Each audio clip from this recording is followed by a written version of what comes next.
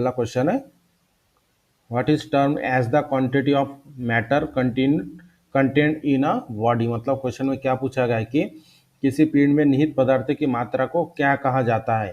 तो इसके लिए पहला ऑप्शन है डेंसिटी, दूसरा ऑप्शन है वॉल्यूम, तीसरा ऑप्शन है मास और चौथा ऑप्शन है स्पेसिफिक ग्रेविटी।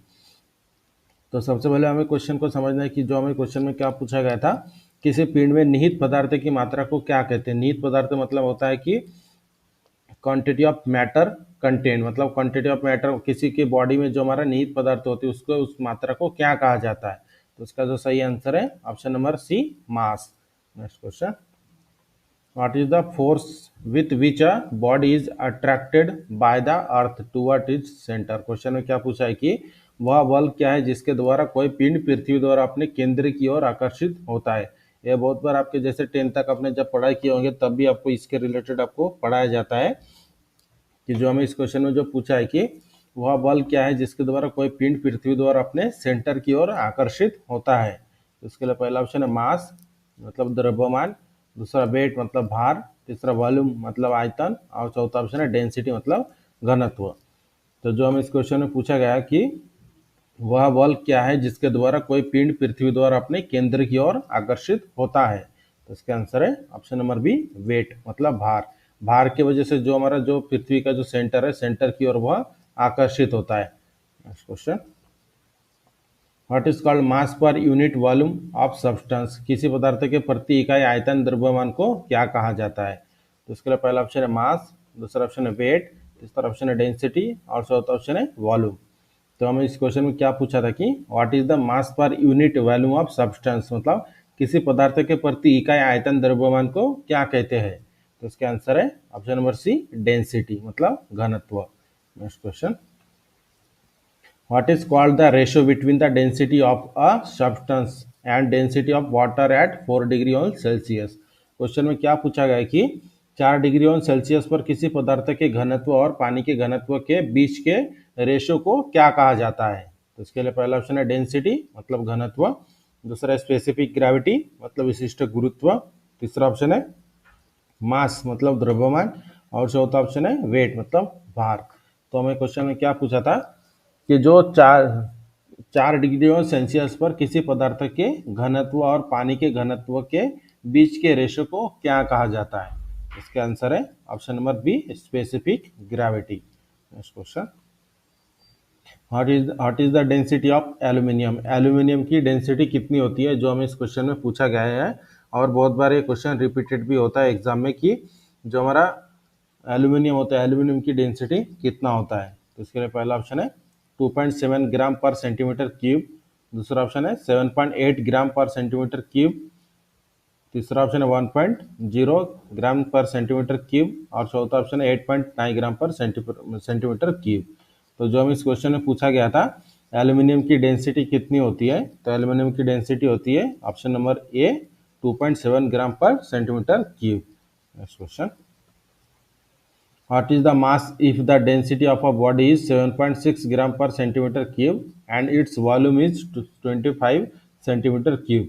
तो हमें इस क्वेश्चन में जो पूछा गया है कि यदि किसी वस्तु की घनत्व मतलब यदि किसी वस्तु की डेंसिटी 7.6 ग्राम पर सेंटीमीटर क्यूब है और आयतन 25 सेंटीमीटर क्यूब है तो उसका द्रव्यमान कितना होगा। तो सबसे पहले इसका ऑप्शन देखते हैं, उसके बाद इसका एक्सप्लेनेशन देखते हैं। तो पहला ऑप्शन है 180 ग्राम, दूसरा 190 ग्राम, तीसरा है 200 ग्राम और चौथा ऑप्शन है 210 ग्राम। तो हमें इस क्वेश्चन में जो एक सॉल्व करने के लिए दिया गया था कि यदि किसी वस्तु की डेंसिटी 7.6 ग्राम पर सेंटीमीटर क्यूब है और आयतन 25 सेंटीमीटर क्यूब है तो उसका द्रव्यमान कितना होगा। तो इसका आंसर है option number B, 190 gram.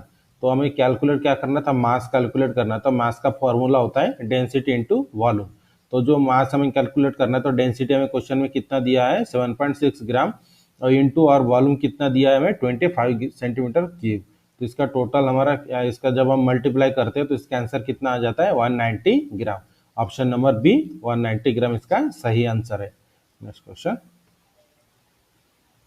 What is the specific gravity of solid if density of the solid is 19.5 gram per centimetre cube. Question में जो पूछा गया कि यदि सॉलिड की डेंसिटी 19.5 ग्राम पर सेंटीमीटर क्यूब हो तो उसका विशिष्ट गुरुत्व कितना होगा। तो इसके लिए पहला ऑप्शन है 18 ग्राम, दूसरा ऑप्शन है 18.5 ग्राम, तीसरा ऑप्शन है 19 ग्राम और चौथा ऑप्शन है 19.5 ग्राम। तो जो हमें इस क्वेश्चन में पूछा गया था, यदि सॉलिड की डेंसिटी 19.5 ग्राम पर सेंटीमीटर हो तो उसका विशिष्ट गुरुत्व कितना होगा। तो इसका आंसर है ऑप्शन नंबर डी, 19.5 सेंटीमीटर पर ग्राम। तो इसका अगर एक्सप्लेनेशन हम देखते हैं तो स्पेसिफिक ग्रेविटी का फॉर्मूला जो होता है हमारा, density of substance divided by density of water, 1 gram per centimetre cube at 4 degree one Celsius होता है। मतलब 1 ग्राम पर सेंटीमीटर क्यूब का वैल्यू कितना होता है, 4 डिग्री वन सेल्सियस होता है। तो इस तरह से जो हमारा डेंसिटी ऑफ सब्सटेंस है 19.5 और डेंसिटी ऑफ वाटर कितना दिया था हमारे पास, कुछ नहीं दिया, तो इसलिए मैंने 1 लिया। तो इसका अगर जब हम कैलकुलेशन करते तो इसका आंसर आ जाता है 19.5। Next question, what is the density in gram per centimeter of an iron cube if it weight 4.8 gram, a 4.8 kg and volume is 640 centimetre पर क्यूब। इसमें भी आपको एक कैलकुलेशन सॉल्व करने के लिए दिया है कि यदि एक लोहे के घन का भार 4.8 किलोग्राम हो और आयतन 640 सेंटीमीटर पर क्यूब हो तो उसका घनता क्या होगी, मतलब उसका डेंसिटी कितना होगा। तो सबसे पहले हम ऑप्शन देखते हैं, इसके बाद इसका कैलकुलेशन देखेंगे। पहला ऑप्शन है 6.6 ग्राम पर सेंटीमीटर क्यूब, दूसरा ऑप्शन है 7.5 ग्राम पर सेंटीमीटर क्यूब, तीसरा ऑप्शन है 7.2 ग्राम पर सेंटीमीटर क्यूब और चौथा ऑप्शन है 6.9 ग्राम पर सेंटीमीटर क्यूब। तो जो हम इस क्वेश्चन में पूछा गया था कि यदि एक लोहे के घन का भार 4.8 किलोग्राम हो और आयतन 640 सेंटीमीटर पर क्यूब हो तो उसका डेंसिटी कितना होगा। तो इसका आंसर है ऑप्शन नंबर बी, 7.5 ग्राम पर सेंटीमीटर क्यूब। तो इस तरह से जब हमें कैलकुलेट क्या करना था, मास हमें कैलकुलेट करना था, तो हमें कितना दिया है कि यहाँ पर आप देख सकते हो 4.8 केजी। 4.8 केजी मतलब कितना कितना होता है, 4800 ग्राम। जब हम इसे फार्मूला में पुट अप करते हैं 4800 ग्राम डिवाइडेड बाय 640, तो इसका आंसर आ जाता है हमारा directly 7.5 gram per centimetre cube. Next question, what is the volume of mercury in centimeter cube if mass is 1 kg and density is 13.6 gram per centimetre cube. तो जो हम इस क्वेश्चन में पूछा है कि कैलकुलेशन करने के लिए आपके पास दिया है, मास कैलकुलेट करना था, यदि पारा का द्रव्यमान 1 किलोग्राम हो और डेंसिटी 13.6 ग्राम पर सेंटीमीटर क्यूब हो तो आयतन कितना होगा। तो इसके लिए पहला ऑप्शन है 73.53 सेंटीमीटर क्यूब, दूसरा ऑप्शन है 73.43 सेंटीमीटर पर क्यूब, तीसरा ऑप्शन है 73.33 सेंटीमीटर क्यूब और चौथा ऑप्शन है 73.23 सेंटीमीटर क्यूब। तो जो इस क्वेश्चन में हमें पूछा गया था व्हाट इज द वॉल्यूम, मतलब वॉल्यूम हमें कैलकुलेट करना था जिसके लिए हमें एक पारा का द्रव्यमान 1 किलोग्राम हो और डेंसिटी 13.6 ग्राम पर सेंटीमीटर क्यूब हो तो उसका वॉल्यूम कितना होगा। तो इसका जो है यहाँ पर आप देख सकते हो, इसका जो सही आंसर है option number B, 73.43 centimetre cube. तो इस तरह से कैलकुलेट किया जाता है वॉल्यूम। वॉल्यूम को कैलकुलेट करना है तो जो हमारा मास होता है, मास डिवाइडेड बाय जो हमारा डेंसिटी होता है, ऐसे वाले फार्मूला का यूज करके उसके बाद फार्मूला में वैल्यू पुट अप करने के बाद आप कैलकुलेट करोगे तो इसका डायरेक्ट आंसर आ जाता है हमारा 73.43 centimetre cube. Next question, what is the mass in gram if a force of 15 dyne acts on a mass producing acceleration of 2.5 centimetre per square. तो हमें क्वेश्चन में क्या पूछा गया कि यदि 15 डायन का बल एक वस्तु पर 2.5 सेंटीमीटर सेकंड स्क्वायर का त्वरण उत्पन्न करता है तो द्रव्यमान क्या होगा। तो इसके लिए पहला ऑप्शन है 9 ग्राम, दूसरा ऑप्शन है 8 ग्राम, तीसरा ऑप्शन है 6 ग्राम और चौथा ऑप्शन है 7 ग्राम। तो हमें इस क्वेश्चन में क्या पूछा था, यदि 15 डायन का बल एक वस्तु पर 2.5 सेंटीमीटर पर सेकंड स्क्वायर का त्वरण उत्पन्न करता है तो द्रव्यमान क्या होगा। तो इसका आंसर है ऑप्शन नंबर सी, 6 ग्राम। इस कैलकुलेशन अगर हमें कैलकुलेट करना है तो यहाँ पर आप देख सकते हैं एक्सप्लेनेशन के साथ हम यहाँ पर दिखाया है। हमें कैलकुलेट क्या करना था, what is the mass in gram if a force of 15 dyne acts on a mass producing acceleration of 2.5 centimetre per second square. तो जो इसका जो फॉर्मूला है, जैसे यहाँ पर आप देख सकते हैं F equal to F M into A. तो यहाँ पर इसका जो फार्मूला प्रॉपर फार्मूला हो जाता है हमारा इजिकल, जब जो हमें कैलकुलेट करना है मास, तो उसका जब हम फार्मूला को इस तरह से बनाते हैं तो इसका फार्मूला बन जाता है एफ डिवाइडेड बाई ए। तो एफ की वैल्यू कितनी है 15 और ए की वैल्यू कितनी है 2.5 मिलीमीटर, 2.5 है। जब हम इन दोनों का डिवाइडेशन करते हैं तो इसका आंसर आ जाता है हमारा 6 ग्राम, जो हमारा ऑप्शन नंबर सी है 6 gram. Next question, what is the specific gravity of the metal if the weight is 150 gram in air and 125 gram in water? यदि धातु का भार हवा में 150 ग्राम और पानी में 125 ग्राम हो तो विशिष्ट गुरुत्व क्या होगा? इसके लिए पहला ऑप्शन है 6, दूसरा ऑप्शन है 10, तीसरा ऑप्शन है 15, चौथा ऑप्शन है 25। तो जो हम इस क्वेश्चन में पूछा गया था, यदि धातु का भार हवा में 150 ग्राम है और पानी में उसे रखने के बाद 125 ग्राम हो जाता है तो उसका स्पेसिफिक ग्रेविटी कितना होगा? तो इसका जो सही आंसर आता है ऑप्शन नंबर ए 6। तो किस तरह से आता है यहाँ पर आप देख सकते हो, loss of weight in water, मतलब पानी में कितना वेट कम हो जाता है 25 ग्राम, मतलब 150 हवा में रहा तो 150 होता है, पानी में जाने के बाद 125। तो इनका अगर हम पानी में जाने के बाद का वेट मतलब कितना कम होता है निकालते हैं तो 25 ग्राम आता है। तो स्पेसिफिक ग्रेविटी का फॉर्मूला में इसे इस तरह से रखना है, जो हवा वाली जो मान होता है हमारा, मतलब हवा में रखने के बाद कितना है 150 ग्राम, और उसका नेट मतलब उसका जो लॉस कितना होता है 25। इस तरह से डिवाइडेशन में रखने के बाद जो हमें वैल्यू मिलती है, इसे हमारा मिल जाता है कितना, जो स्पेसिफिक ग्रेविटी होती है, स्पेसिफिक ग्रेविटी हमें मिल जाता है ऑप्शन नंबर ये 6। 150 डिवाइडेड बाय 25 करोगे तो इसका आंसर आ जाता है हमारा 6। Next question, what is the volume of mercury if its mass is 136 gram and density is 13.6 gram centimetre cube? Question में क्या पूछा गया कि यदि पारे का द्रव्यमान 136 ग्राम है और घनता 13.6 ग्राम सेंटीमीटर क्यूब है तो आयतन कितना होगा? तो इसके लिए पहला ऑप्शन है 10 सेंटीमीटर क्यूब, दूसरा ऑप्शन है 13.6 सेंटीमीटर क्यूब, तीसरा ऑप्शन है 10.6 सेंटीमीटर क्यूब और चौथा ऑप्शन है 130 सेंटीमीटर पर क्यूब। तो जो हमें इस क्वेश्चन में पूछा गया था कि यदि पारे का द्रव्यमान 136 ग्राम है और घनता 13.6 ग्राम पर सेंटीमीटर क्यूब है तो आयतन कितना होगा? तो इसका आंसर है ऑप्शन नंबर ये 10 सेंटीमीटर पर क्यूब। जो हमारा फार्मूला है V equal to M divided by P. तो एम का वैल्यू कितना दिया हमारे पास 136 ग्राम, और जो हमारा डेंसिटी कितना है 13.6। तो इन दोनों का जब हम डिवाइडेशन करते हैं तो इसका आंसर आ जाता है हमारा 10 सेंटीमीटर पर क्यूब।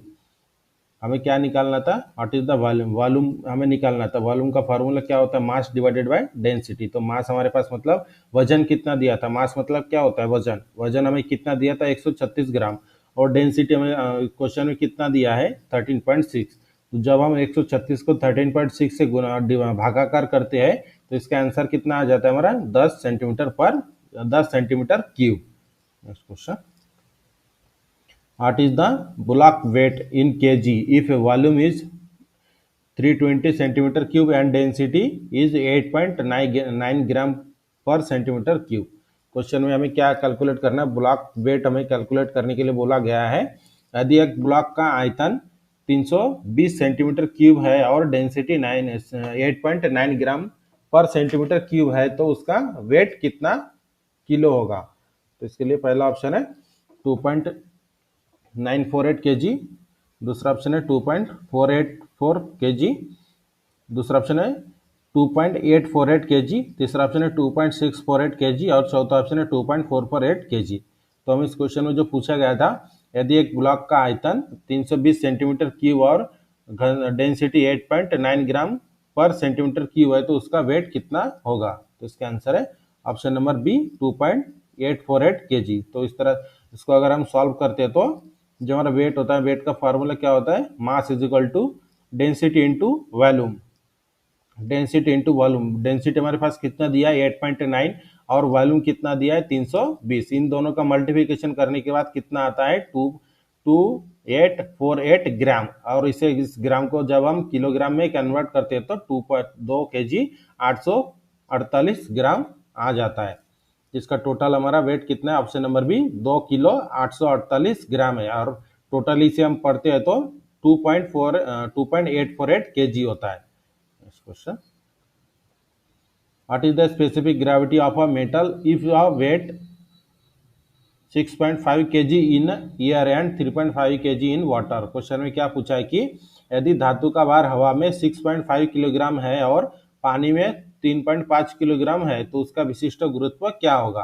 तो इसके लिए पहला ऑप्शन है 6.166, दूसरा 3.166, तीसरा 2.166 और चौथा ऑप्शन है 1.66 ग्राम।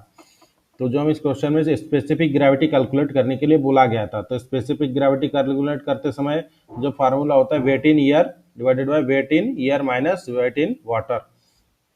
तो वेट इन ईयर में कितना है, मतलब हवा में वजन कितना रहता है 6.5 kg, और उसके बाद जो नीचे ब्रैकेट में हमें क्या दिया है हवा में वजन और पानी में वजन, इन दोनों का सब्सट्रैक्शन हमें करना है।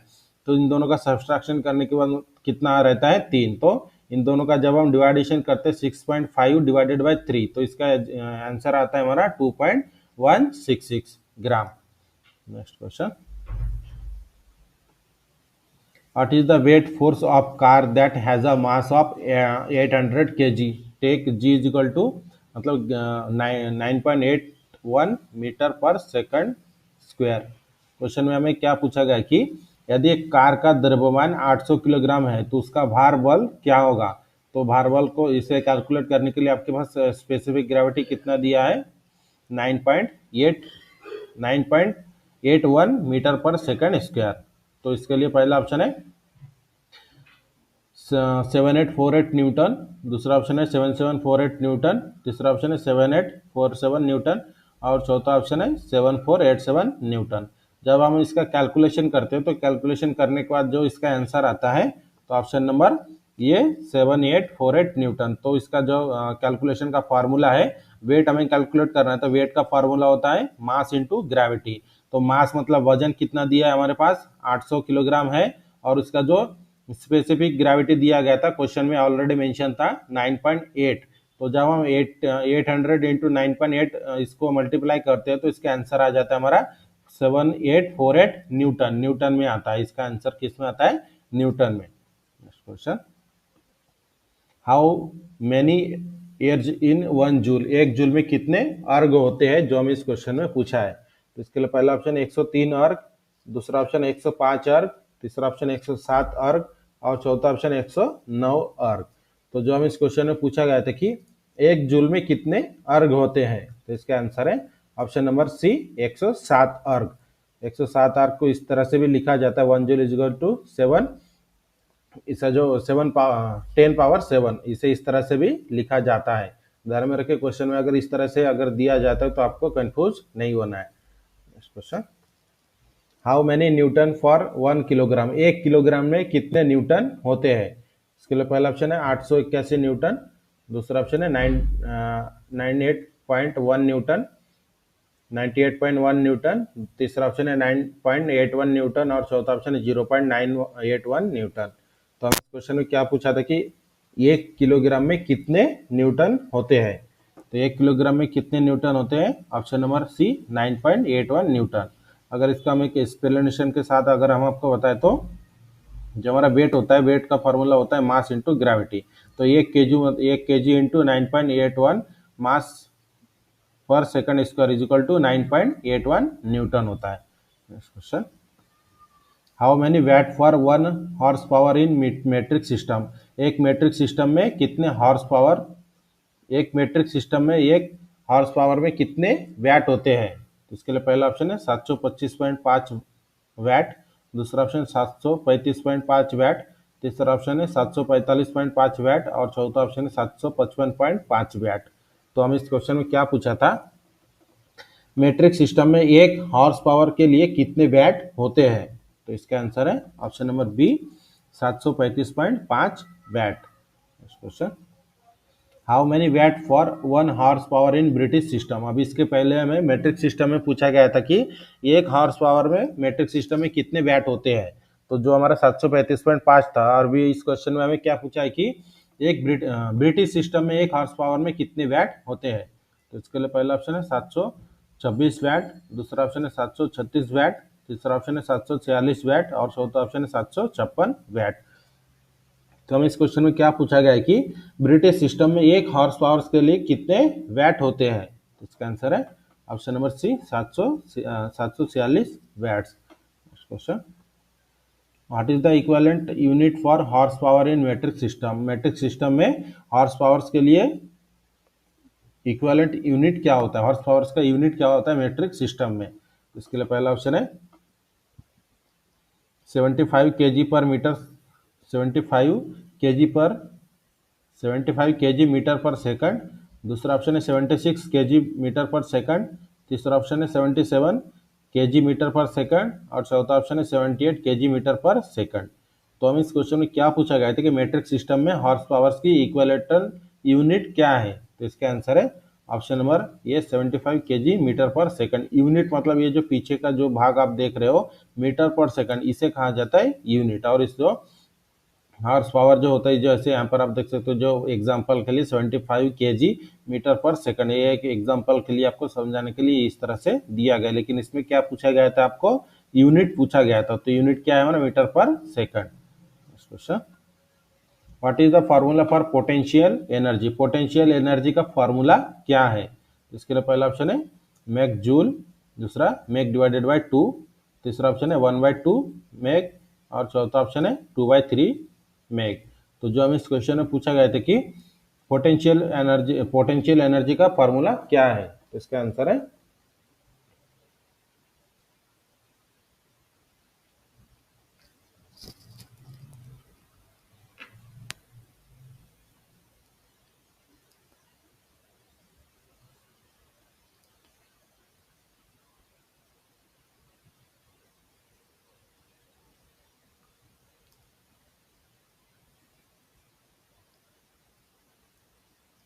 बाईस नंबर का क्वेश्चन है, what is the formula for kinetic energy. Kinetic energy का फॉर्मूला क्या है। तो इसके लिए पहला ऑप्शन 1/2 mv, दूसरा ऑप्शन 1/2 mv स्क्वायर, तीसरा ऑप्शन है 1/2 mv स्क्वायर जूल और चौथा ऑप्शन है 2/3 mv square.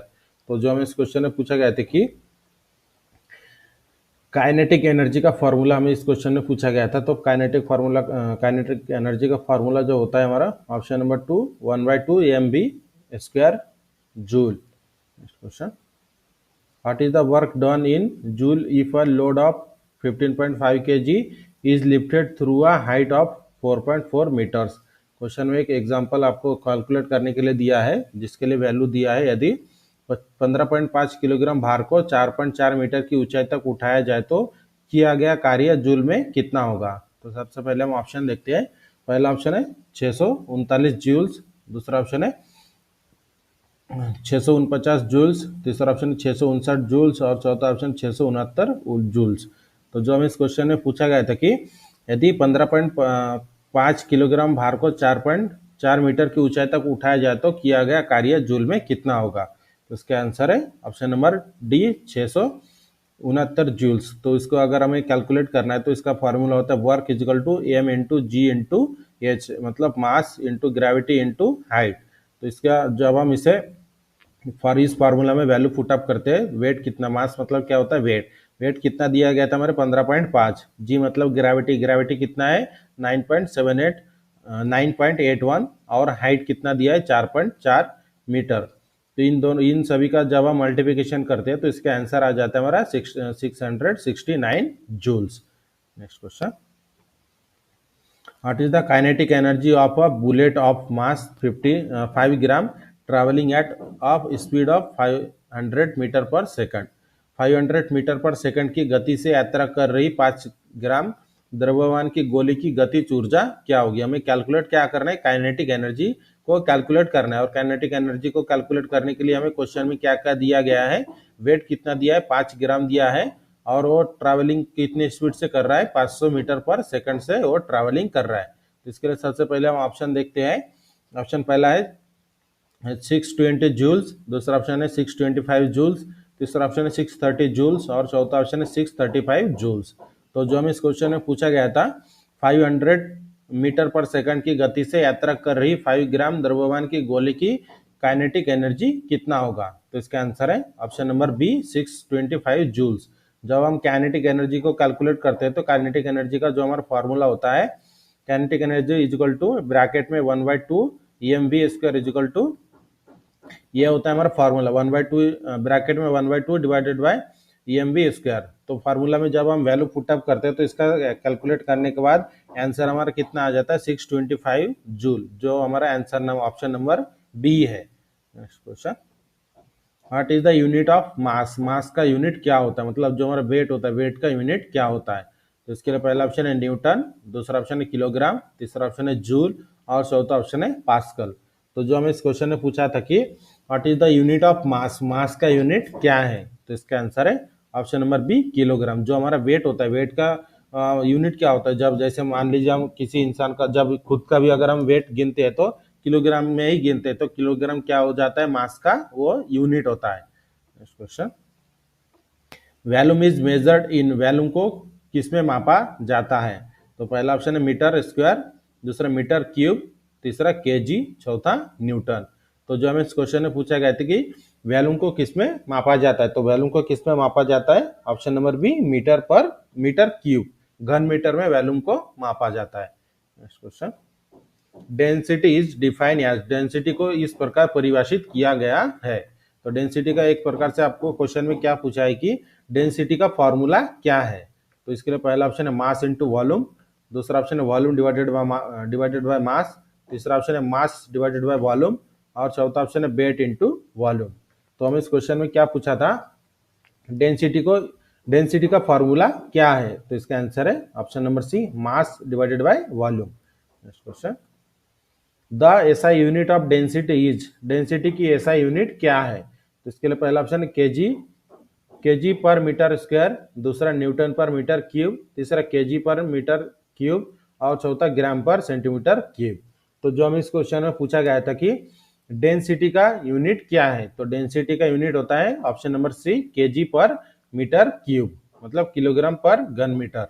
Next question, the formula for weight is, weight मतलब वेट को कैलकुलेट करने का फॉर्मूला क्या है। तो इसके लिए पहला ऑप्शन है weight is equal to mass divided by gravity, दूसरा ऑप्शन है weight is equal to mass into gravity, तीसरा ऑप्शन है weight is equal to gravity divided by mass और चौथा ऑप्शन है weight is equal to mass plus gravity. तो जो हमें इस क्वेश्चन में पूछा था कि वेट को अगर हमें कैलकुलेट करना है तो उस समय फॉर्मूला कौन सा यूज किया जाता है। तो इसका आंसर है option number B weight is equal to mass into gravity. Next question, specific gravity is, specific gravity का फॉर्मूला क्या है। तो इसके लिए पहला ऑप्शन है मास डिवाइडेड बाय वेट, दूसरा ऑप्शन है density of substance divided by density of water, मतलब पदार्थों की घनता और पानी की घनता, तीसरा ऑप्शन है वॉल्यूम डिवाइडेड बाय डेंसिटी और चौथा ऑप्शन है वेट डिवाइडेड बाय वॉल्यूम। तो जो हमें इस क्वेश्चन में जो पूछा गया था जो स्पेसिफिक ग्रेविटी होता है, स्पेसिफिक ग्रेविटी का फॉर्मूला क्या है। तो इसका आंसर है option number B density of substance divided by density of water, मतलब जो हमारा जो वस्तु होता है वस्तु की घनता और पानी, वस्तु की घनता डिवाइडेड बाय पानी की घनता। तो पहला क्वेश्चन है which one is a non metal, निम्नलिखित में से कौन सा नॉन मेटल है, ये आपको इस क्वेश्चन में पहचानना था। नॉन मेटल मतलब मेटल और नॉन मेटल मतलब ये तो आपको पता होगा, जैसे जो मटेरियल साइंस के हमने थ्योरी का भी क्लास आपको करवा के दिया था जिसमें पूरे डिटेल में पूरे टॉपिक हमने आपको बताया कि मेटल क्या होता है, non metal, ferrous metal, non ferrous metal, classification of metal, properties of metal, ये सब पूरा हमने डिटेल में समझाकर बताया है। तो इस क्वेश्चन में जैसे हमें पूछा है कि इनमें से अधातु कौन सा है, मतलब जिसमें धातु की मात्रा नहीं होती उसे कहा जाता है अधातु। तो इसके लिए पहला ऑप्शन है मर्क्यूरी, दूसरा ग्रेफाइट, तीसरा ब्रॉस और चौथा ऑप्शन है आयरन। तो जो हमें इस क्वेश्चन में पूछा गया था इनमें से अधातु कौन सा है जिसमें धातु की मात्रा नहीं है, तो वो मटेरियल कौन सा है इनमें से। तो इसका आंसर है option number B graphite. Graphite जो होता है उसमें धातु की मात्रा बिल्कुल नहीं होती है, जिसलिए इसे कहा जाता है अधातु मेटल। अधातु मेटल में एक एग्जाम्पल है graphite. Next question, which metal contain iron as a major content, निम्न में से किस धातु में प्रमुख सामग्री के रूप में लोहा होता है। इसके लिए पहला ऑप्शन है ब्रॉस मेटल, दूसरा ब्रॉन्ज मेटल, तीसरा जिंक और चौथा फेरस मेटल। तो जो हमें इस क्वेश्चन में क्या पूछा गया है कि निम्नलिखित में से किस मेटल में प्रमुख सामग्री के रूप में लोहा होता है। तो इसका आंसर है option number D ferrous metal. Ferrous metal मतलब लोहा धातु होता है, जिसे हिंदी में कहा जाता है लोहा धातु, और जो नॉन फेरस मेटल होते हैं उसे कहा जाता है अलोहा धातु। तो इस तरह से जो हमारा फेरस मेटल होता है, फेरस मेटल में सबसे ज्यादा लोह के मतलब मेटल कंटेंट होता है। Next question, what is the name of the metal which dose not contain iron. उस धातु का नाम क्या है जिसमें लोहा नहीं होता है। तो इसमें से आपको जो चार ऑप्शन दिया है, इसमें से आपको पहचान है कि उस कौन सा धातु है कि जिसमें लोहे की मात्रा नहीं होती है। तो इसके लिए पहला ऑप्शन है फेरस मेटल, दूसरा नॉन फेरस मेटल, तीसरा इंसुलेटिंग मेटल, और चौथा नॉन इंसुलेटिंग मेटल। तो जैसे हम इस क्वेश्चन में क्या पूछा गया था कि उस धातु का नाम क्या है जिसमें लोहा नहीं होता है, तो इसका आंसर है option number A non ferrous metal. Next question, which one of the following properties is the mechanical property of metal. निम्नलिखित में से कौन सा गुण मैकेनिकल प्रॉपर्टीज का है, मतलब जिसे हिंदी में कहा जाता है यांत्रिक गुण है। मैकेनिकल प्रॉपर्टीज मतलब हिंदी में उसे कहते हैं यांत्रिक गुण, जो मैंने आपको इसके पहले के थ्योरी की क्लास में पूरे डिटेल में समझाया था कि प्रॉपर्टीज ऑफ मेटल कितने होते हैं, जैसे तीन प्रकार के प्रॉपर्टीज होते हैं, मैकेनिकल, केमिकल और फिजिकल। तो इस क्वेश्चन में मैकेनिकल प्रॉपर्टीज का हमें गुण कौन सा है जो इसमें से हमें पहचानना है। तो इसके लिए पहला ऑप्शन है फिजिबिलिटी, दूसरा डक्टिलिटी, तीसरा कोरोजन, चौथा स्ट्रक्चर। तो जो हम इस क्वेश्चन में पूछा था, निम्नलिखित में से कौन सा गुण मैकेनिकल प्रॉपर्टीज का है मेडिकल, तो इसमें से इसका जो सही आंसर है ऑप्शन नंबर बी डक्टिलिटी। जो मैकेनिकल प्रॉपर्टीज है उसमें से उसका जो गुणधर्म है कौन सा है, ductility. Next question, which is brittle metal. इनमें से कौन सा ब्रिटल मेटल है जो आपको पहचानना है। अभी ब्रिटल मेटल जिसे हिंदी में भंगुर धातु कहते हैं, तो ये भी किस ब्रिटल मेटल मतलब क्या होता है, इसका एग्जांपल के साथ भी मैंने आपको थ्योरेटिकल में समझाकर बताया था। आपने अगर थ्योरी का क्लास आपने देखे होंगे मटेरियल साइंस का, तो उसमें मैंने डिटेल में समझाकर बताया है हर एक मटेरियल के बारे में। तो जो हम इस क्वेश्चन में पूछा गया है कि विच इज ब्रिटल मेटल, इसमें इनमें से ब्रिटल ब्रिटल मेटल कौन सा है। इसके लिए पहला ऑप्शन है कास्ट आयरन, दूसरा ऑप्शन है स्टील, तीसरा ऑप्शन है माइल्ड स्टील, और चौथा ऑप्शन है अलाई स्टील। तो जैसे हम इस क्वेश्चन में जो पूछा गया था कि इनमें से ब्रिटल मेटल कौन सा है, तो इसका आंसर है option number A cast iron. Cast iron जो होता है हमारा वो ब्रिटल होता है, इसमें ब्रिटलनेस का गुण सबसे ज्यादा होता है। ब्रिटलनेस मतलब क्या होता है कि वो मतलब बहुत इस तरीके से, मतलब एक तरीके से आप समझ लीजिए कि ब्रिटल मेटल इस तरीके से, जो कांच होता है हमारा, कांच किस तरह से पूरा ब्रिटल होता है, उसमें कुछ मतलब शॉक मतलब उसमें कुछ ताकत लगाए तो डायरेक्टली टूट जाता है, लेकिन वो बेंड नहीं होता। तो इस तरीके के मेटल, इस तरीके के गुणधर्मों को कहा जाता है ब्रिटलनेस, जो हमारे सबसे ज्यादा कास्ट आयरन के अंदर पाया जाता है। Next question, which mechanical property of metal of offers resistance to elastic deformation in a cutting tool। Question में क्या पूछा गया है कि धातु की कौन सी यांत्रिक गुण एक कटिंग टूल के अनुप्रस्थ में लोचदार विकृति के लिए प्रतिरोध प्रदान करता है। तो इसके लिए पहला ऑप्शन है डक्टिलिटी, दूसरा मेलेबिलिटी, तीसरा हार्डनेस, और चौथा टफनेस। तो हम इस क्वेश्चन में जो पूछा गया था कि विच मैकेनिकल प्रॉपर्टी मतलब वह कौन सा मैकेनिकल प्रॉपर्टीज है मेटल का जो offers resistance to elastic deformation in a cutting tool. तो इसका जो सही आंसर है option number C hardness. Next question, which property of material enable to formation of permanent deformation without fracture. तो जो हमें इस क्वेश्चन में पूछा गया है कि कौन सा धातु का गुण बिना टूटे स्थायी विकृति के निर्माण को सक्षम बनाता है। तो इसके लिए पहला ऑप्शन इलास्टिसिटी, दूसरा प्लास्टिसिटी, तीसरा डक्टिलिटी, चौथा ब्रिटलनेस। तो जो हमें इस क्वेश्चन में पूछा गया था कौन सा धातु का गुण है जो बिना टूटे स्थायी विकृति के निर्माण को सक्षम बनाता है, तो इसका आंसर है option number B plasticity. Next question, which property of metal has its power of returning to its original shape after the apply force is released। Question में क्या पूछा गया है कि धातु की वह कौन सी गुण है जब उस पर बल लगाया जाता है, तो बल लगाकर हटा दिया जाता है बल, तो अपनी पूर्व स्थिति में आ जाता है। तो ये भी मैंने आपको समझाकर बताया था थ्योरी के क्लास में। तो इसके लिए पहला ऑप्शन मैलेबिलिटी, दूसरा टेनासिटी, तीसरा इलास्टिसिटी, चौथा प्लास्टिसिटी। तो जो हम इस क्वेश्चन में पूछा गया है कि धातु की कौन सी गुण जब उस पर लगाया गया बल हटा दिया जाता है तो तब अपनी मूल स्थिति में लौट आती है? तो इसका आंसर है option number C, elasticity. Elasticity मतलब क्या होता है, जब इलास्टिक के ऊपर हम कभी फोर्स लगाते हैं और उस फोर्स को जब हम हटाते हैं तो अपनी पूर्व स्थिति में आ जाता है, जिसे कहा जाता है इलास्टिसिटी। जैसे रबर, रबर को खींचने के बाद वो लंबा होता है, लेकिन जब उसमें से हम प्रेशर हटा देते हैं तो वो अपने पूर्व स्थिति में आ जाता है। तो इस गुणधर्म को कहा जाता है टेक्निकल में elasticity. Next question, which property of a metal possessed by it if which property of a metal possessed by it if melt when heat is apply. तो जो हम इस क्वेश्चन में क्या पूछा है कि यदि कोई धातु गर्मी के कारण पिघल जाए तो वह कौन सा गुण दर्शाती है? तो इसके लिए पहला ऑप्शन है कंडक्टिविटी, दूसरा मेलेबिलिटी, तीसरा फ्यूजिबिलिटी, चौथा टेनासिटी। तो जो हम इस क्वेश्चन में पूछा गया है कि यदि कोई धातु गर्मी के कारण पिघल जाए तो वह कौन सा गुण दर्शाती है? तो इसका आंसर ऑप्शन नंबर सी, फ्यूजिबिलिटी। फ्यूजिबिलिटी मतलब गलनांक, गलनांक तब जिसे बोला जाता है। मेटल जिस टेम्परेचर में पिघल जाता है तो सॉलिड से लिक्विड में कन्वर्ट होता है, तो उसे कहा जाता है फ्यूजिबिलिटी का गुण। Next question, which alloy is used in electric lamp as filament. कौन सी मिश्र धातु का उपयोग विद्युत लैंप में फिलामेंट के रूप में किया जाता है? इसके लिए पहला ऑप्शन है कोबाल्ट, दूसरा वैनेडियम, तीसरा टंगस्टन, चौथा सिलिकॉन। तो जो हम इस क्वेश्चन में क्या पूछा गया था, कौन सी मिश्र धातु का उपयोग विद्युत लैंप में फिलामेंट के रूप में किया जाता है? तो इसका आंसर है option number C, tungsten. Next question, what metal content in brass alloy. Brass alloy में कौन से मिश्र धातु होते हैं, जो इस क्वेश्चन में पूछे गए?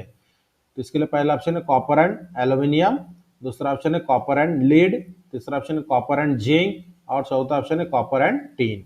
तो जो हम इस क्वेश्चन में पूछे गए थे, इस क्वेश्चन में जो पूछा गया था कि पीतल जो हमारा ब्रास होता है, ब्रास में कौन से अलाय स्टील होते हैं, मतलब ब्रास के जो ब्रास मेटल है उसमें कौन कौन से और मेटल मिक्स होते हैं?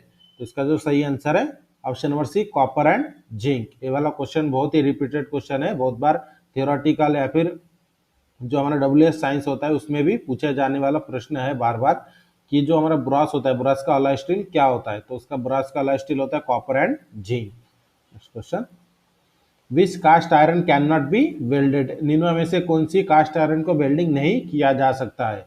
तो जैसे कास्ट आयरन है तो कास्ट आयरन के भी 3-4 प्रकार के कास्ट आयरन होते हैं, तो उसमें से कौन से कास्ट आयरन, कौन से टाइप्स का कास्ट आयरन होते हैं जो जिनको हम वेल्डिंग नहीं कर सकते हैं? इसके लिए पहला ऑप्शन है ग्रे कास्ट आयरन, दूसरा व्हाइट कास्ट आयरन, तीसरा मैलेबल कास्ट आयरन, और चौथा नोडुलर कास्ट आयरन। तो जैसे हम इस क्वेश्चन में क्या पूछा गया था कि निम्नलिखित में से कौन सी कास्ट आयरन को हम वेल्डिंग नहीं कर सकते हैं? तो इसका आंसर है option number B, white cast iron. Next question, which metal can not be forge. निम्नलिखित में से कौन से मेटल को हम फोर्ज नहीं कर सकते हैं? तो इसके लिए पहला ऑप्शन अलाय स्टील, दूसरा ऑप्शन है माइल्ड स्टील, तीसरा ऑप्शन है स्टील, और चौथा ऑप्शन है कास्ट आयरन। तो जैसे में इस क्वेश्चन में जो पूछा गया है कि निम्नलिखित में से कौन सी धातु को हम फोर्ज नहीं कर सकते। फोर्ज मतलब क्या होता है? फोर्ज मतलब होता है जैसे कोई मेटल है उसको हम गर्म करके लाल होने के बाद उसे हम दूसरे शेप में दूसरे शेप तैयार कर सकते हैं, तो उसे कहा जाता है फोर्जिंग। तो जो इस क्वेश्चन में पूछा गया था कि निम्नलिखित में से कौन सा मटेरियल है जिसको हम फोर्जिंग ऑपरेशन नहीं कर सकते हैं? तो इसका आंसर है option number D, cast iron. Next question, which metal is widely used for making casting of machinery parts. Machinery parts को ढलाई के लिए किस धातु का सर्वाधिक उपयोग किया जाता है? जैसे जो मशीन के पार्ट्स वगैरह होते हैं वो सबसे ज्यादा कास्टिंग करके यूज किए जाते हैं, मतलब कास्टिंग करके ही बनाए जाते हैं। तो जो इस क्वेश्चन में पूछा गया है कि मशीनरी पार्ट्स को कास्टिंग करके बनाए जाने वाले सबसे कॉमन मेटल कौन सा है? इसके लिए पहला ऑप्शन है ग्रे कास्ट आयरन, दूसरा व्हाइट कास्ट आयरन, तीसरा मैलेबल कास्ट आयरन, और चौथा रॉट आयरन।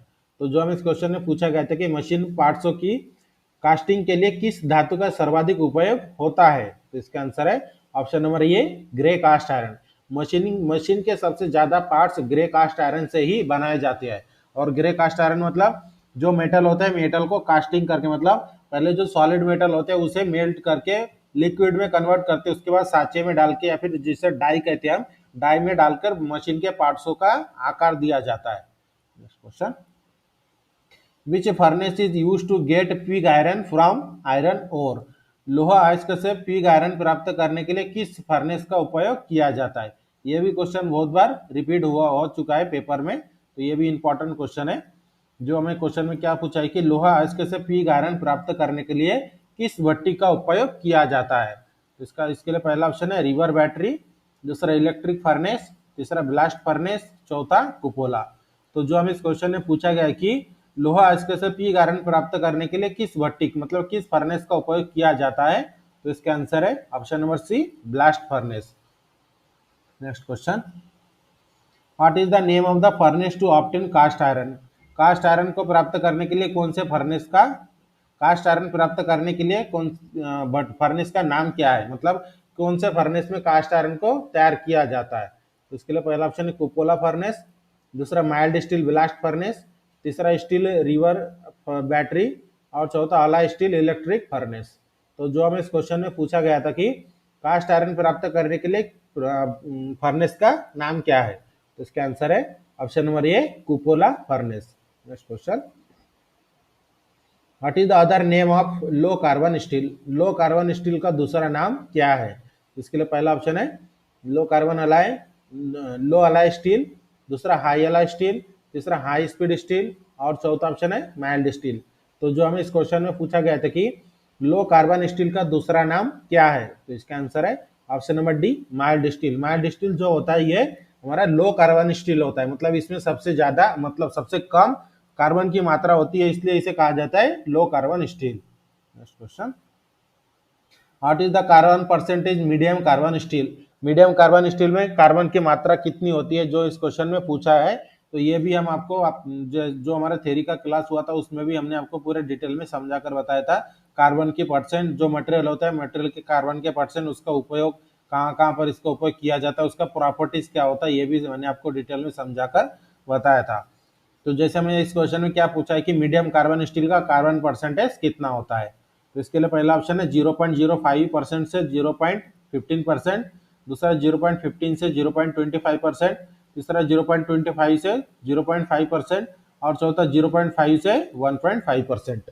तो जो हमें इस क्वेश्चन में पूछा था मीडियम कार्बन स्टील में कार्बन की मात्रा कितनी होती है, तो इसका आंसर है ऑप्शन नंबर सी, 0.25 से 0.5% तक।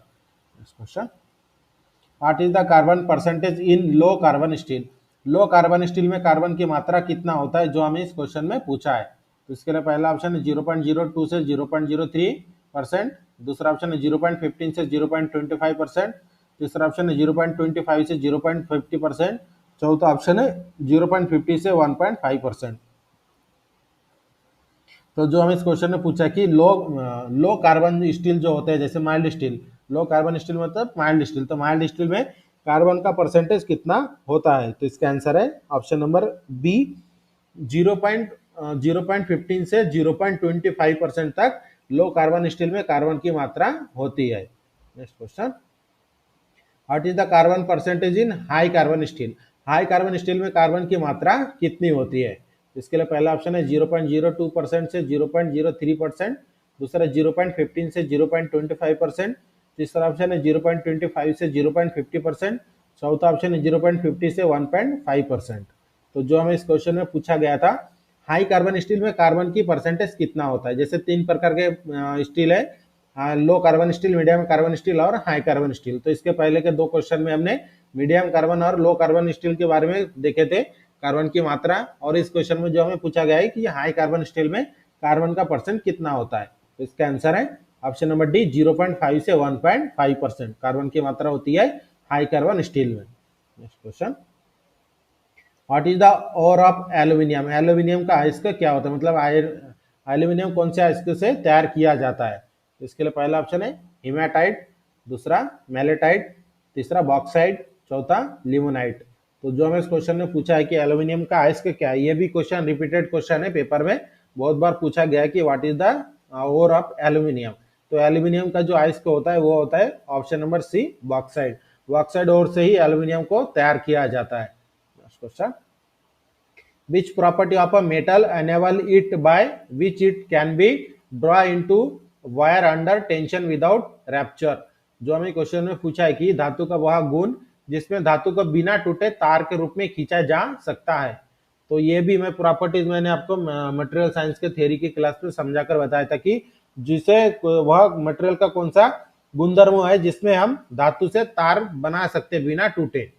तो इसके लिए पहला ऑप्शन है डक्टिलिटी, दूसरा ऑप्शन है मैलेबिलिटी, तीसरा ऑप्शन है हार्डनेस, चौथा ऑप्शन है ब्रिटलनेस। तो जो हम इस क्वेश्चन में पूछा गया था, धातु का वह गुण जिसमें धातु को बिना टूटे तार के रूप में खींचा जा सकता है, तो इसका आंसर है ऑप्शन नंबर ए डक्टिलिटी। डक्टिलिटी के गुणधर्म होने की वजह से ही, मतलब जिस मेटल में डक्टिलिटी का गुणधर्म होता है उस मेटल से हम बिना टूटे तार बना सकते हैं। फॉर एग्जाम्पल के लिए copper. Next question, which among the following is an insulator, निम्नलिखित में से कौन सा एक इंसुलेटर है? तो इसके लिए पहला ऑप्शन है कॉपर, दूसरा ऑप्शन है एल्यूमिनियम, तीसरा ऑप्शन है सिल्वर, चौथा ऑप्शन है मिका। तो जो हम इस क्वेश्चन में पूछा गया है कि निम्नलिखित में से कौन सा एक कुचालक है, मतलब इंसुलेटर है, तो इसका आंसर है option number D mica. Next question, which rubber is used as a insulator for power cable and control wire, power cable और कंट्रोल वायर के लिए जो हमारा इंसुलेटर होता है, इंसुलेटर के रूप में किस रबर का उपयोग किया जाता है? तो इसके लिए पहला ऑप्शन है बाइटल, दूसरा ऑप्शन है हाइपलोन, तीसरा ऑप्शन है सिलिकॉन, चौथा नाइट्राइट ब्यूटाडाइन। तो जो हम इस क्वेश्चन में पूछा गया है कि पावर केबल और नियंत्रण, मतलब पावर केबल और कंट्रोल वायर के लिए इंसुलेटर के रूप में किस रबर का उपयोग किया जाता है? तो इसका आंसर है option number C silicon. Next question, which alloy steel is use to make permanent magnet, permanent magnet बनाने के लिए किस मिश्र धातु का उपयोग किया जाता है? तो इसके लिए पहला ऑप्शन है सिलिकॉन स्टील, दूसरा ऑप्शन है मैग्नीस स्टील, तीसरा ऑप्शन है वैनेडियम स्टील, चौथा ऑप्शन है कोबाल्ट स्टील। तो जो हमें इस क्वेश्चन में पूछा गया था कि परमानेंट मैग्नेट बनाने के लिए किस अलाय स्टील का उपयोग किया जाता है, तो इसका आंसर है option number A silicon steel का उपयोग किया जाता है परमानेंट मैग्नेट बनाने के लिए। Next question, which insulator is used in overheat line, overheat line में किस इंसुलेटर का उपयोग किया जाता है? ओवरहीट लाइन मतलब जैसे मान लीजिए जो हमारा केबल, जो हमारे पोल के ऊपर से केबल जाते हैं तो उसे ओवरहीट लाइन भी कहा जाता है। तो ऐसे जगह पर कौन से इंसुलेटर का उपयोग किया जाता है? तो इसके लिए पहला ऑप्शन है मिका, दूसरा ऑप्शन है रबर, तीसरा ऑप्शन है पीवीसी, चौथा ऑप्शन है पोर्सलेन। तो जैसे हम इस क्वेश्चन में क्या पूछा है कि ओवरहेड लाइन में किस इंसुलेटर का उपयोग किया जाता है, तो इसका आंसर है option number D porcelain. Next question, which insulating material is used for making switches, switch बनाने के लिए किस इंसुलेटिंग मटेरियल का उपयोग किया जाता है? इसके लिए पहला ऑप्शन है पोर्सलेन, दूसरा पीवीसी, तीसरा बैकलाइट, चौथा एबोनाइट। तो जो हम इस क्वेश्चन में पूछा गया कि स्विच बनाने के लिए किस इंसुलेटर मटेरियल का उपयोग किया जाता है, इंसुलेटिंग मटेरियल का उपयोग किया जाता है, तो इसका आंसर है option number C Bakelite. Next question, what is the name of the property of an insulator that should break down or puncture on application of high voltage. Question में क्या पूछा गया है कि what is the name of the properties of an insulator that should break down on puncture on application of high voltage. Insulator की कुछ गुणधर्म क्या है जो उच्च वोल्टेज, मतलब हाई वोल्टेज देने पर टूट जाए या भेदन हो जाए? तो इसके लिए पहला ऑप्शन है डाइलेक्ट्रिक स्ट्रेंथ, दूसरा स्पेसिफिक रेसिस्टेंस, तीसरा मैकेनिकल स्ट्रेंथ, चौथा नॉन एब्जॉर्शन। तो जो हम इस क्वेश्चन में क्या पूछा है कि इंसुलेटिंग की वह गुणधर्म है क्या है जो हाई वोल्टेज देने पर टूट जाता है और भेदन हो जाता है? तो इसका आंसर है option number A dielectric strength की वजह से। Next question, which alloy steel is used for making precision instrument. Question में क्या पूछा है कि प्रिसिशियन इंस्ट्रूमेंट बनाने के लिए किस अलाय स्टील का उपयोग किया जाता है? प्रिसिशियन इंस्ट्रूमेंट मतलब क्या, जो हम मेजरिंग इंस्ट्रूमेंट यूज करते हैं, वर्नियर कैलिपर, माइक्रोमीटर, इस तरीके के इंस्ट्रूमेंट को कहा जाता है प्रिसिशियन इंस्ट्रूमेंट। तो प्रिसिशियन इंस्ट्रूमेंट को बनाने के लिए कौन से अलाय स्टील का उपयोग किया जाता है, जो हमें इस क्वेश्चन में पूछा है? तो इसके लिए पहला ऑप्शन है सिलिकॉन स्टील, दूसरा मैग्नीज स्टील, तीसरा इनवार स्टील, चौथा वैनेडियम। तो जो हमें इस क्वेश्चन में पूछा गया था प्रिसिशियन इंस्ट्रूमेंट बनाने के लिए किस मिश्र धातु का उपयोग किया जाता है, तो इसका आंसर है option number C invar steel. Invar steel जो वर्नियर कैलिपर आपने देखे होंगे, वर्नियर कैलिपर का मटेरियल होता है invar steel. Next question, which steel is used for making files and cold chisel. File और कोल्ड चीजल बनाने के लिए किस प्रकार के स्टील का उपयोग किया जाता है? तो इसके लिए पहला ऑप्शन है लो कार्बन स्टील, दूसरा मीडियम कार्बन स्टील, तीसरा हाई कार्बन स्टील, चौथा स्टेनलेस स्टील। तो जो हमें इस क्वेश्चन में पूछा है कि फाइल और कोल्ड चीजल बनाने के लिए किस प्रकार के स्टील का उपयोग किया जाता है, तो इसका आंसर है option number C, high carbon steel. When a body is lifted against gravity work is done. Work done is, question में क्या पूछा गया कि जब किसी वस्तु को गुरुत्वाकर्षण के विरुद्ध उठाया जाता है तब कार्य क्या होता है? जो हमारा गुरुत्वाकर्षण होता है जिसे हम ग्रेविटी कहते हैं, तो ग्रेविटी के अपोजिट मतलब ग्रेविटी के अगर विरुद्ध कोई बल उठाया जाता है तो उसे कौन सा कार्य कहा जाता है, मतलब पॉजिटिव या फिर नेगेटिव। जैसे एग्जांपल के लिए पहला ऑप्शन है नेगेटिव, दूसरा ऑप्शन है पॉजिटिव, तीसरा ऑप्शन है जीरो और चौथा ऑप्शन है इन्फिनिट। तो जो हमें क्वेश्चन में पूछा गया था कि जब किसी वस्तु को गुरुत्वाकर्षण के विरुद्ध उठाया जाता है तब कार्य क्या होता है, तो इसका आंसर है option number B, positive. Positive किस लिए, यहाँ पर एक्सप्लेनेशन देख सकते हो। Lifting against gravity means force and displacement are in same direction, मतलब गुरुत्वाकर्षण के विरुद्ध वस्तु उठाने पर बल और विस्थापन एक ही दिशा में होते हैं, इसलिए वो जो कार्य होता है वह पॉजिटिव होता है। Next question, which of the following is not a form of mechanical energy. निम्नलिखित में से कौन सा मैकेनिकल एनर्जी का फॉर्म नहीं है, मतलब रूप नहीं है? तो इसके लिए पहला ऑप्शन है काइनेटिक एनर्जी, दूसरा पोटेंशियल एनर्जी, तीसरा थर्मल एनर्जी, चौथा काइनेटिक और पोटेंशियल दोनों भी। तो हमें जो इस क्वेश्चन में पूछा गया था कि निम्नलिखित में से कौन सा मैकेनिकल एनर्जी का रूप नहीं है, तो इसका आंसर है option number C, thermal energy. Thermal energy किस लिए? Thermal energy is not a mechanical energy, मतलब जो हमारा ऊष्मा ऊर्जा होता है वो यांत्रिक ऊर्जा नहीं होती है। Next question, A machine has a power of 2 kilowatt watt. How much work will it do in 10 second? एक मशीन की शक्ति 2 किलोवाट है, वह 10 सेकंड में कितना कार्य करेगा? तो इसके लिए पहला ऑप्शन है 200 जूल, दूसरा 2000 जूल, तीसरा 20,000 जूल और चौथा ऑप्शन है 2 जूल। तो हमें क्वेश्चन में क्या पूछा था कि एक मशीन की शक्ति 2 किलोवाट है और वह 10 सेकंड में कितना कार्य करेगा। तो इसका सबसे पहले मैं आंसर देखते उसके बाद सॉल्यूशन भी देखते हैं आपको हर एक क्वेश्चन में। जो इस तरह के क्वेश्चन है हम आपको पूरा सॉल्यूशन के एक्सप्लेनेशन के साथ आपको सॉल्व करके देंगे। तो इसका answer option number C, 20,000 joule. तो किस तरह से, यहाँ पर आप देख सकते हो जो फॉर्मूला है, वर्क का फॉर्मूला है पावर इंटू टाइम। पावर हमारे पास कितना दिया है, 2000 किलोवाट। 2 किलोवाट मतलब 2000 वैट होता है। तो और जो हमारा टाइम दिया है कितना, 10 सेकंड। तो जब हम इनका मल्टीप्लिकेशन करते हैं तो हमारे पास कितना आ जाता है, 20,000 joule. Next question, if a body move in a circular path the work done is. यदि कोई वस्तु सर्कुलर पैथ में गति करती है तो वह कार्य क्या होता है? तो इसके लिए पहला ऑप्शन मैक्सिमम मतलब अधिकतम, दूसरा जीरो मतलब शून्य, तीसरा नेगेटिव मतलब ऋणात्मक और चौथा इन्फिनिट मतलब अनंत। तो हमें क्वेश्चन में क्या पूछा गया था कि यदि कोई वस्तु सर्कुलर पैथ में गति करती है तो कार्य क्या होगा? तो इसका आंसर है ऑप्शन नंबर,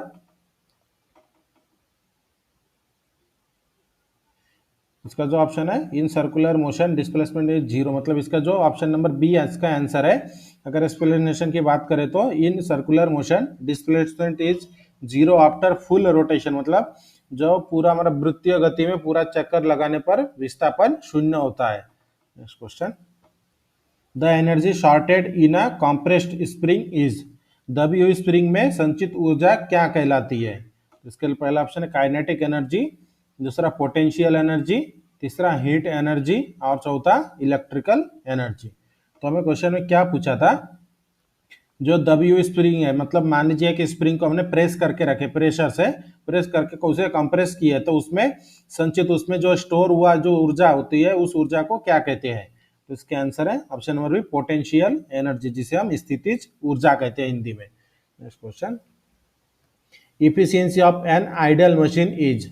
आदर्श मशीन की दक्षता क्या होती है, कितने परसेंट होती है, जो हमें इस क्वेश्चन में पूछा है। तो इसके लिए पहला ऑप्शन, इसके लिए पहला ऑप्शन है 0%, दूसरा ऑप्शन है 50%, तीसरा ऑप्शन है 75% और चौथा ऑप्शन है 100%। तो हमें क्वेश्चन में क्या पूछा था कि आदर्श मशीन की दक्षता होती है कितनी परसेंट होती है? तो इसका आंसर है ऑप्शन नंबर डी, 100%, मतलब एक्सप्लेनेशन अगर यहाँ पर हम देखेंगे तो ideal machine have no losses, मतलब आदर्श मशीन में कोई ऊर्जा की हानि नहीं होती है, जिसके वजह से इसकी जो इफिशियंसी होती है वो 100% होती है। Next question, horse power is equal to how many watt, one एक हॉर्स पावर का कितने वैट के बराबर होता है, जो हमें इस क्वेश्चन में पूछा है। और ये वाला क्वेश्चन बहुत बार पेपर में भी पूछा जाता है कि जो हमारा एक हॉर्स पावर होता है, एक हॉर्स पावर कितने वैट के बराबर होते हैं। तो इसके लिए पहला ऑप्शन है 1000 वैट, दूसरा ऑप्शन है 746 वैट, तीसरा ऑप्शन है 500 वैट और चौथा ऑप्शन है 1 किलो वैट। क्वेश्चन में जो पूछा गया था कि एक हॉर्स पावर कितने वैट के बराबर होता है, तो एक हॉर्स पावर कितने वैट के बराबर होता है, 766 वैट के बराबर होता है। और ये हमारा होता है स्टैंडर्ड कन्वर्शन, स्टैंडर्ड कन्वर्शन के अनुसार ये हमारा 1 HP is equal to 746 watt, ये हमारा स्टैंडर्ड होता है। Next question, a body of mass 10 kg is lifted to a height of 5 meter, what is the potential energy। Question में हमें क्या पूछा गया है कि 10 किलोग्राम की वस्तु को 5 मीटर ऊंचाई तक उठाया गया हो तो स्थितिज ऊर्जा क्या होगी। तो इसके लिए पहला ऑप्शन है 500 जूल, दूसरा 490 जूल, तीसरा 50 जूल, चौथा 1000 जूल। तो हमें क्वेश्चन में जो पूछा गया था कि 10 किलोग्राम की वस्तु को, मतलब मान लीजिए कोई 10 किलोग्राम की वस्तु है, उसे हमें 5 मीटर ऊंचाई तक उसे उठाना है, तो उस समय जो हमारा स्थितिज ऊर्जा होती है, जो पोटेंशियल एनर्जी जिसे हम कहते हैं, तो पोटेंशियल एनर्जी कितना होगा। तो जो हमारे एनर्जी का यूनिट क्या होता है, जूल होता है। तो इसका जो सही आंसर है option number B 490 joule. Potential energy का फॉर्मूला क्या होता है, M into G into H. M मतलब होता है मास, जी मतलब होता है ग्रेविटी, एच मतलब होता है हाइट। मास कितना दिया हमारे पास 10 kg दिया है, ग्रेविटी हमारा होता है 9.8 और जो हाइट दिया है कितना है 5 मीटर। इन सभी का जब हम मल्टीप्लिकेशन करते हैं तो हमारा आंसर आता है 490। और जो हमारा वर्क होता है, मतलब जो एनर्जी होता है, एनर्जी का यूनिट क्या होता है, जूल। तो टोटल इसका आंसर कितना हो गया 490 जूल, जो हमारा ऑप्शन नंबर बी है। Next question, in which condition will the work be negative, किस स्थिति में कार्य ऋणात्मक होता है। तो इसके लिए पहला ऑप्शन है force and displacement in same direction, मतलब बल और विस्थापन एक ही डायरेक्शन में होने पर। दूसरा नो डिस्प्लेसमेंट, मतलब कोई विस्थापन नहीं होता तब। या फिर तीसरा force and displacement in opposite direction, मतलब बल और विस्थापन विपरीत दिशा में होती है तब। या फिर चौथा नो फोर्स अप्लाई, मतलब कोई बल नहीं लगाया जाता है तब। तो हमें क्वेश्चन में क्या पूछा गया था, किस स्थिति में कार्य ऋणात्मक होता है। तो इसका आंसर है option number C force and displacement in opposite direction, मतलब बल और विस्थापन अगर विपरीत दिशा में होता है तो उस समय हमारा जो कार्य होता है वो ऋणात्मक होता है। Next question, which of the following has highest power consumption, निम्नलिखित में से किसकी शक्ति खपत सबसे अधिक होती है। तो ये तो नॉर्मल क्वेश्चन, ये हर एक मतलब जिसके जो भी इलेक्ट्रिसिटी यूज करते हैं तो उसको भी ये इसका आंसर पता होता है कि कौन से निम्नलिखित में जो दिया है, जो 4 ऑप्शन दिया है, इसमें से सबसे ज्यादा पावर किसमें कंजम्पशन होता है। तो इसके लिए पहला ऑप्शन है 100 वैट फैन, मतलब 100 वैट वाली फैन। दूसरा 500 वैट वाली हीटर। तीसरा ऑप्शन है 60 वैट वाली बल्ब और चौथा ऑप्शन है 10 वैट वाली एलईडी। तो हमें क्वेश्चन में क्या पूछा गया था, निम्नलिखित में से किसकी पावर खपत सबसे अधिक होती है। तो इसका आंसर है ऑप्शन नंबर बी 500 वैट वाली हीटर। निम्नलिखित में से दिया है, तो इसके बाद ध्यान में रखें, जो जितना जितना पावर मतलब जितना जनरेट करता है उतना ज्यादा ही वो कंजम्पशन करता है। फॉर एग्जांपल के लिए मान लीजिए अगर हम कोई लेथ मशीन का एग्जांपल ले जो 3 फेज की होती है, तो वो इससे भी ज्यादा पावर कंजम्पशन करती है, क्योंकि वो ज्यादा पावर जनरेट भी करता है, मतलब उसके सहायता से हम वर्क भी ज्यादा करते हैं। Next question, what is the work done in unit time, एक एक समय में किया गया कार्य क्या कहलाता है। तो इसके लिए पहला ऑप्शन है एनर्जी मतलब ऊर्जा, दूसरा पावर मतलब शक्ति, तीसरा फोर्स मतलब बल और चौथा एक्सेलरेशन मतलब त्वरण। क्वेश्चन में क्या पूछा गया कि एक एक समय में किया गया कार्य क्या कहलाता है। तो इसके आंसर है ऑप्शन नंबर बी पावर मतलब शक्ति। Next question, what is the capacity of a body to do work called, किसी वस्तु के कार्य करने की क्षमता को क्या कहते हैं। तो इसके लिए पहला ऑप्शन है एनर्जी मतलब ऊर्जा, दूसरा पावर मतलब शक्ति, तीसरा एक्सेलरेशन मतलब त्वरण और चौथा ऑप्शन है फोर्स मतलब बल। तो क्वेश्चन में हमें बल तो हमें क्वेश्चन में क्या पूछा गया था कि किसी वस्तु की कार्य करने की क्षमता को हम क्या कहते हैं। तो इसका आंसर है option number A, energy. Next question, what is the ratio of power output to power input. Power output और पावर इनपुट का रेशो क्या कहलाता है। तो पावर आउटपुट और इनपुट का रेशो क्या कहलाता है, इसके लिए पहला ऑप्शन है वर्क मतलब कार्य, दूसरा एनर्जी मतलब ऊर्जा, तीसरा इफिशियंसी मतलब दक्षता, और चौथा ऑप्शन है एक्सेलरेशन मतलब त्वरण। तो हमें क्वेश्चन में क्या पूछा गया था कि आउटपुट शक्ति और इनपुट शक्ति का अनुपात क्या कहलाता है। तो इसके आंसर है ऑप्शन नंबर सी, इफिशियंसी मतलब दक्षता। Next question, what is called if a force of 1 newton act on a body and move it through a distance of 1 meter। Question में क्या पूछा गया है कि अगर 1 न्यूटन बल किसी वस्तु पर लगाया जाए और वह 1 मीटर की दूरी तय करे तो इसे क्या कहते हैं। तो इसके लिए पहला ऑप्शन है 1 जूल, 1 जूल ऑफ वर्क मतलब 1 जूल कार्य, दूसरा 1 न्यूटन, तीसरा 1 वैट और चौथा 1 अर्ग। तो हमें क्वेश्चन में क्या पूछा गया था, अगर 1 न्यूटन बल किसी वस्तु पर लगाया जाए और वह 1 मीटर की दूरी तय करे तो उसे क्या कहते हैं। मतलब मान लीजिए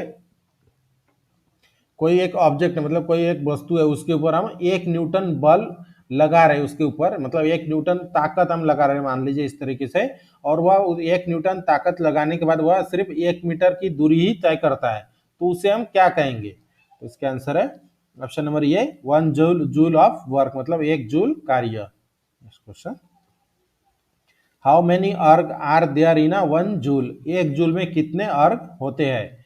तो इसके लिए पहला ऑप्शन है 10 पावर 5, दूसरा ऑप्शन है 10 पावर 6, तीसरा ऑप्शन है 10 पावर 7, चौथा ऑप्शन है 10 पावर 8। तो हमें क्वेश्चन में क्या पूछा गया था कि 1 जूल में कितने अर्ग होते हैं। तो इसका आंसर है option number C, 10 power 7 erg. Next question, how many newtons are there in 1 kilogram force. 1 kilogram force में कितने न्यूटन्स होते हैं। जिसके लिए पहला ऑप्शन है वो 980 न्यूटन्स, दूसरा 980.1 न्यूटन्स, तीसरा ऑप्शन है 9.81 न्यूटन्स और चौथा ऑप्शन 0.981 न्यूटन्स। ध्यान में रखिए ये जो आपको सिंबल दिखाई दे रहा है ब्रैकेट का, तो इसमें पॉइंट है, जो मैं जब पूरा क्वेश्चन सेट कर रहा था तो उस समय ये गलती से यहाँ पर आ गया है, पॉइंट की जगह ये वाला सिंबल आया है, लेकिन इसका मीनिंग आपको पॉइंट पकड़ना है। जैसे फॉर एग्जांपल 98.1, 9.81 और 0.981। तो हमें क्वेश्चन में क्या पूछा गया था, 1 किलोग्राम बल में कितने न्यूटन होते हैं। तो इसका आंसर है option number C, 9.81 newtons. Next question, how many watts are there in 1 metric horse power. 1 metric horse power में कितने वैट होते हैं। इसके लिए पहला ऑप्शन है 725.5 वैट, दूसरा 735.5 वैट, तीसरा ऑप्शन है 745.5 वैट, चौथा ऑप्शन है 755.5 वैट। हमें क्वेश्चन में जो पूछा गया था 1 मेट्रिक हॉर्स पावर में कितने वैट होते हैं, तो जैसे इसके पहले के क्वेश्चन में मैंने बताया था ब्रैकेट का सिंबल इसके जगह पर पॉइंट आपको समझना है। जैसे फॉर एग्जांपल 725.5। तो हमें क्वेश्चन में क्या पूछा है कि 1 मेट्रिक हॉर्स पावर में कितने वैट होते हैं। तो इसका आंसर है option number B, 735.5 watt. Next question, the energy post by a body due to motion is called. किसी वस्तु के गति के कारण प्राप्त ऊर्जा को क्या कहा जाता है। इसके लिए पहला ऑप्शन है पोटेंशियल एनर्जी, दूसरा काइनेटिक एनर्जी, तीसरा केमिकल एनर्जी और चौथा ऑप्शन है सोलर एनर्जी। तो हमें क्वेश्चन में क्या पूछा गया था, किसी वस्तु के गति के कारण प्राप्त ऊर्जा को क्या कहते हैं। तो इसका आंसर है option number B, kinetic energy. Kinetic energy मतलब गति के कारण जो ऊर्जा प्राप्त होती है उसे काइनेटिक एनर्जी कहा जाता है। Next question, which of the following is a unit of energy. Energy का यूनिट कौन सा है जो आपको इसमें से पहचानना है। तो इसके लिए पहला ऑप्शन है वैट, दूसरा ऑप्शन है पास्कल, तीसरा ऑप्शन है जूल और चौथा ऑप्शन है ओहम। तो हमें क्वेश्चन में क्या पूछा गया था, निम्न में से कौन सी ऊर्जा की इकाई है। तो इसका आंसर है option number C, joule. Joule जो होता है हमारा ऊर्जा की एसआई यूनिट होती है। जो इसके पहले के जो हमारा डब्ल्यू का क्लास था उसमें भी मैंने आपको ये चीज बताया था, जो हमारा एनर्जी होता है, एनर्जी का एसआई यूनिट क्या होता है, joule. Next question, what is the formula for potential energy. Potential energy का फॉर्मूला क्या होता है। इसके लिए पहला ऑप्शन है mgh जूल। mgh मतलब मास, ग्रेविटी और हाइट, मास इंटू ग्रेविटी इंटू हाइट। ध्यान में रखें mgh मतलब mass into gravity into height. पहला ऑप्शन है, मतलब क्वेश्चन में क्या पूछा था कि पोटेंशियल एनर्जी मतलब क्या, मतलब पोटेंशियल एनर्जी का फॉर्मूला क्या है। इसके लिए पहला ऑप्शन है mgh जूल, दूसरा मास ग्रेविटी इनटू हाइट जूल, तीसरा ऑप्शन है 1/2 mgh जूल, और चौथा ऑप्शन है 2/3 इंटू mgh जूल। तो क्वेश्चन में क्या पूछा था कि जो हमारा पोटेंशियल एनर्जी है, मतलब मान लीजिए कोई क्वेश्चन में हमें पोटेंशियल एनर्जी निकालने के लिए बोला गया है, तो उस समय आप फॉर्मूला कौन सा यूज करोगे पोटेंशियल एनर्जी का। तो इसका आंसर है ऑप्शन नंबर ए mgh जूल, मतलब मास ग्रेविटी और जूल पर जो हमारा पोटेंशियल एनर्जी का जो फार्मूला होता है mass into gravity into height, जिसे हिंदी में कहा जाता है द्रव्यमान इंटू गुरुत्वाकर्षण इंटू ऊंचाई। Next question, potential energy is due to, स्थितिज ऊर्जा किस कारण होती है। तो इसके लिए पहला ऑप्शन है मोशन मतलब गति के कारण, दूसरा हीट मतलब ऊष्मा के कारण, तीसरा पोजीशन ऑफ कॉन्फ़िगरेशन मतलब स्थितियां विन्यास, और चौथा स्पीड के कारण। तो क्वेश्चन में हमें जो पूछा गया था स्थितिज ऊर्जा किस कारण होती है, तो इसके आंसर है option number C position of configuration मतलब स्थितियां विन्यास। अगर हम इसे डिटेल में समझने की बात करेंगे तो इसका जो एक्सप्लेनेशन है, स्थितिज ऊर्जा किसी वस्तु की स्थिति या संरचना के कारण संग्रहित ऊर्जा होती है। Next question, how much work is done in 1 hour if a pump raise 100 liter of water to 20 meters every minute। Question में क्या पूछा गया है कि यदि एक पंप प्रति मिनट 100 लीटर पानी को 200 मीटर की ऊंचाई तक उठाता है तो एक घंटे में कितना कार्य होगा।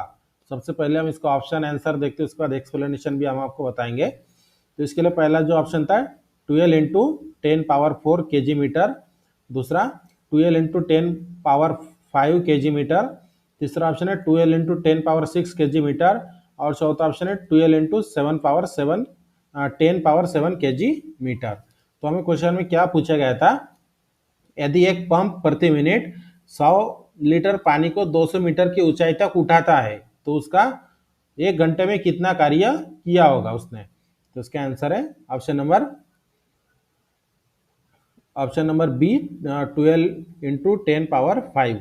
तो इसमें इस तरह से यहाँ पर आप देख सकते हो जो हमारा वर्क का फॉर्मूला होता है mass into height into repetition. तो जो हमारा मास था 100 kg, जो हमारा हाइट था कितना है, हाइट दिया है हमारे पास 200 मीटर, और जो हमारा रेपिटेशन होता है वो होता है 60। तो इसका अगर जब हम कैलकुलेट करते हैं तो इसका आंसर आ जाता है हमारे पास इस तरह से आता है 12000000। तो इसको जब हम इसे डायरेक्टली अगर हम पावर के सहायता से, जैसे यहाँ पर आप देख सकते हो जो ऑप्शन किस में दिया था तो पूरे पावर में दिया गया था, तो अगर पावर में कन्वर्ट करते हैं तो 12 इंटू 10⁵ होता है। तो इसका ऑप्शन नंबर बी है answer. Next question, what is the work done if a force of 250 newtons act on a body and move it through 15 metre. यदि 250 न्यूटन बल किसी वस्तु पर लगाया जाए और वह 15 मीटर दूरी तक चले तो किया गया कार्य कितना होगा। तो इसके लिए पहला ऑप्शन है 3720 जूल्स, दूसरा ऑप्शन है 3730 जूल्स, तीसरा ऑप्शन है 3740 जूल्स, और चौथा ऑप्शन है 3750 जूल्स। तो हमें क्वेश्चन में जो पूछा गया था कि यदि 250 न्यूटन बल किसी वस्तु पर लगाया जाए और वह 15 मीटर की दूरी तक चले तो किया गया कार्य कितना होगा। तो इसका आंसर है ऑप्शन नंबर डी 3750 जूल्स। तो इसको अगर हम कैलकुलेट करेंगे तो इसका जो हमारा फॉर्मूला होता है वर्क कैलकुलेट करने का फॉर्मूला होता है फोर्स इंटू डिस्टेंस। फोर्स कितना दिया है 250 न्यूटन बल मतलब क्या होता है फोर्स, तो और हमारे पास इसका जो डिस्टेंस कितना दिया 15 मीटर। जब हम फॉर्मूला में वैल्यू पुटअप करके इनका मल्टीप्लिकेशन करते हैं तो इसका आंसर आ जाता है 3750 जूल्स, जो हमारा ऑप्शन नंबर डी है। नेक्स्ट क्वेश्चन, ध्यान में रखें जितने भी हम क्वेश्चन इस तरीके के आपको एक्सप्लेनेशन के साथ फॉर्मूला के साथ डिटेल में समझाकर बता रहे तो इसका आपको फॉर्मूला याद रखना इंपॉर्टेंट है। जब तक आप फॉर्मूला याद नहीं रखोगे तो आप इसको सॉल्व नहीं कर सकते हो। Next question, what is the potential energy if a body of mass 250 kg is at a height of 30 meters। यदि 250 किलोग्राम की वस्तु 30 मीटर ऊंचाई पर हो तो उसकी स्थितिज ऊर्जा क्या होगी। इसके लिए पहला ऑप्शन है 72.57 kg जूल, यहाँ पर आप ये जो ब्रैकेट मैंने पहले भी बताया था, ये जो सिंबल दिखाई दे रहा है आपको, इसका मीनिंग है पॉइंट। 72.57 KG joule. दूसरा ऑप्शन है 73.57 केजी जूल। तीसरा ऑप्शन है 74.57 केजी जूल। और चौथा ऑप्शन है 75.57 केजी जूल। तो हमें क्वेश्चन में क्या पूछा गया था, यदि 250 किलोग्राम की वस्तु 30 मीटर ऊंचाई पर हो तो उसकी स्थितिज ऊर्जा क्या होगी। तो इसका आंसर है ऑप्शन नंबर जो हमारा बी है 73.57 केजी जूल। अगर इसको अगर फार्मूला के सहायता से हम इसे कैलकुलेट करेंगे तो जो हमारा काइनेटिक एनर्जी होता है, काइनेटिक एनर्जी मतलब पोटेंशियल एनर्जी, जो हमें क्वेश्चन में पूछा था, तो पोटेंशियल एनर्जी का फार्मूला होता है mass into gravity into height. Mass हमारे पास कितना दिया है 250 किलोग्राम मतलब वजन, और जो ग्रेविटी कितना होता है 9.8, ये हमारा 9.8, और जो हमारा हाइट दिया, हाइट कितना दिया है 30 मीटर। तो जब हम इन तीनों का मल्टीप्लिकेशन करते हैं तो इसका आंसर आ जाता है हमारा 73500, और इसे जब हम किलो केजी जूल में कन्वर्ट करते हैं तो 73.5 केजी जूल हो जाता है, जो हमारा आंसर है option number B. Next question, what is the potential energy in a body of a mass 10 kg kept on top of a pole 20 metre high। 10 kilogram की वस्तु को 20 मीटर की ऊंचाई पर रखने से उसकी स्थितिज ऊर्जा कितनी होगी। तो इसके लिए पहला ऑप्शन है 1942 जूल, दूसरा ऑप्शन है 1952 जूल, तीसरा ऑप्शन है 1962 जूल, और चौथा ऑप्शन है 1972 जूल। तो हमें क्वेश्चन में क्या पूछा गया था कि 10 किलोग्राम वस्तु को 20 मीटर ऊंचाई पर रखने के लिए उसकी स्थितिज ऊर्जा कितनी होगी, मतलब पोटेंशियल एनर्जी कितना होगा। तो इसका जो सही आंसर है ऑप्शन नंबर सी 1962 जूल। जो हमारा पोटेंशियल एनर्जी होता है उसका फार्मूला होता है mass into gravity into height, और मास हमारे पास क्वेश्चन में कितना दिया था 10 किलोग्राम, ग्रेविटी जो हमारा स्टैंडर्ड होता है 9.8, और जो हमारे पास हाइट दिया था 20 मीटर। जब इनका मल्टीप्लिकेशन हम करते हैं तो इसका आंसर आ जाता है 1960 जूल। नेक्स्ट क्वेश्चन, ध्यान में रखें जो इसके पहले का भी जो हमारा जो डेंसिटी वाला जो डेंसिटी का जो हमारा क्लास था उसके रिलेटेड जो क्वेश्चन है उसमें से एक दो क्वेश्चन यहाँ पर रिपीटेड हुए, लेकिन आपके सिलेबस के बाहर का एक भी क्वेश्चन हम सॉल्व नहीं कर रहे। ये भी आपके सिलेबस के अंदर का ही क्वेश्चन है। जो हमारे इसके पहले का जो हमारा क्लास था mass weight volume and density, उसके रिलेटेड के एक दो क्वेश्चन इसमें रिपीटेड हुए हैं। 26 नंबर का जो हमारा क्वेश्चन है, what is the work done in joule if a load of 15.5 kg is lifted through a height of 4.4 metre. Question में जो पूछा है कि अगर 15.5 किलोग्राम का भार 4.4 मीटर ऊंचाई तक उठाया जाए तो कार्य कितना होगा। जिसके लिए पहला ऑप्शन है 639 जूल, दूसरा 649 जूल, तीसरा 659 जूल, और चौथा 669 जूल। तो हमें क्वेश्चन में क्या पूछा था, अगर 15.5 किलोग्राम का भार 4.4 मीटर तक ऊंचाई तक उठाना हो तो उसका कार्य कितना होगा। तो इसका आंसर है ऑप्शन नंबर डी 669 जूल। तो जो हमारा वर्क का जो हमारा फार्मूला होता है, वर्क का फार्मूला होता है यहाँ पर आप देख सकते हैं mass into gravity into height. तो mass into gravity into height, तो इसमें जब फार्मूला में जब हम वैल्यू पुटअप करते हैं तो इसका जब हमारा आंसर आ जाता है हमारे पास 668.62, तो इसका राउंड फिगर हमारे पास कितना आ जाता है 669 joule approximately. Next question, what is the kinetic energy of a bullet of mass 5 gram travelling at 500 metre per second. Question में क्या पूछा है कि 500 मीटर पर सेकंड की गति से चलने वाली 5 ग्राम की गोली की गतिज ऊर्जा क्या होगी। जिसके लिए पहला ऑप्शन है 620 जूल, दूसरा 625 जूल, तीसरा 630 जूल, चौथा 635 जूल। क्वेश्चन में क्या पूछा गया था, 500 मीटर पर सेकंड की गति से चलने वाली 5 ग्राम की गोली की गतिज ऊर्जा क्या होगी, काइनेटिक एनर्जी क्या होगा। तो इसका आंसर है ऑप्शन नंबर बी 625 जूल। तो इसका अगर कैलकुलेट करते हैं, मतलब सबसे पहले जो हमारा 5 ग्राम होता है उसे केजी ग्राम में कन्वर्ट करेंगे तो 0.005 केजी। तो इसका जो हमारा फॉर्मूला होता है काइनेटिक एनर्जी का 1/2 इंटू mv स्क्वायर, मास वेलोसिटी स्क्वायर। तो जो हमारा फार्मूला होता है, फार्मूला में वैल्यू पुटअप करने के बाद जो हमारा आंसर आ जाता है 625 जूल, जो हमारा ऑप्शन नंबर बी है। Next question, what is the SI unit of work. Work का एसआई यूनिट क्या है। इसके लिए पहला ऑप्शन है न्यूटन, दूसरा वैट, तीसरा जूल, चौथा आर्क। क्वेश्चन में जो पूछा गया था कि काम का ऐसा यूनिट क्या है, तो इसका आंसर है option number C, joule. Next question, work done is said to be zero when, कार्य शून्य कब होता है? जब फोर्स इज जीरो मतलब जब बल शून्य होता है तब, दूसरा विस्थापन शून्य हो मतलब डिस्प्लेसमेंट शून्य हो तब, या फिर 90 डिग्री के एंगल में हो तब, या फिर चौथा ऑप्शन है बल और विस्थापन शून्य हो तब। तो क्वेश्चन में क्या पूछा गया था कि कार्य शून्य कब होता है, तो इसका आंसर है option number D, both B and C, मतलब जब बल और डिस्प्लेसमेंट एकदम शून्य हो तब हमारा कार्य शून्य माना जाता है। मतलब हमने कुछ किया ही नहीं उस समय, बल मतलब हमने कोई ताकत ही नहीं लगाया, और डिस्प्लेसमेंट मतलब कोई वस्तु जगह से हिला नहीं, इसका मतलब क्या होता है, हमने कोई कार्य नहीं किया।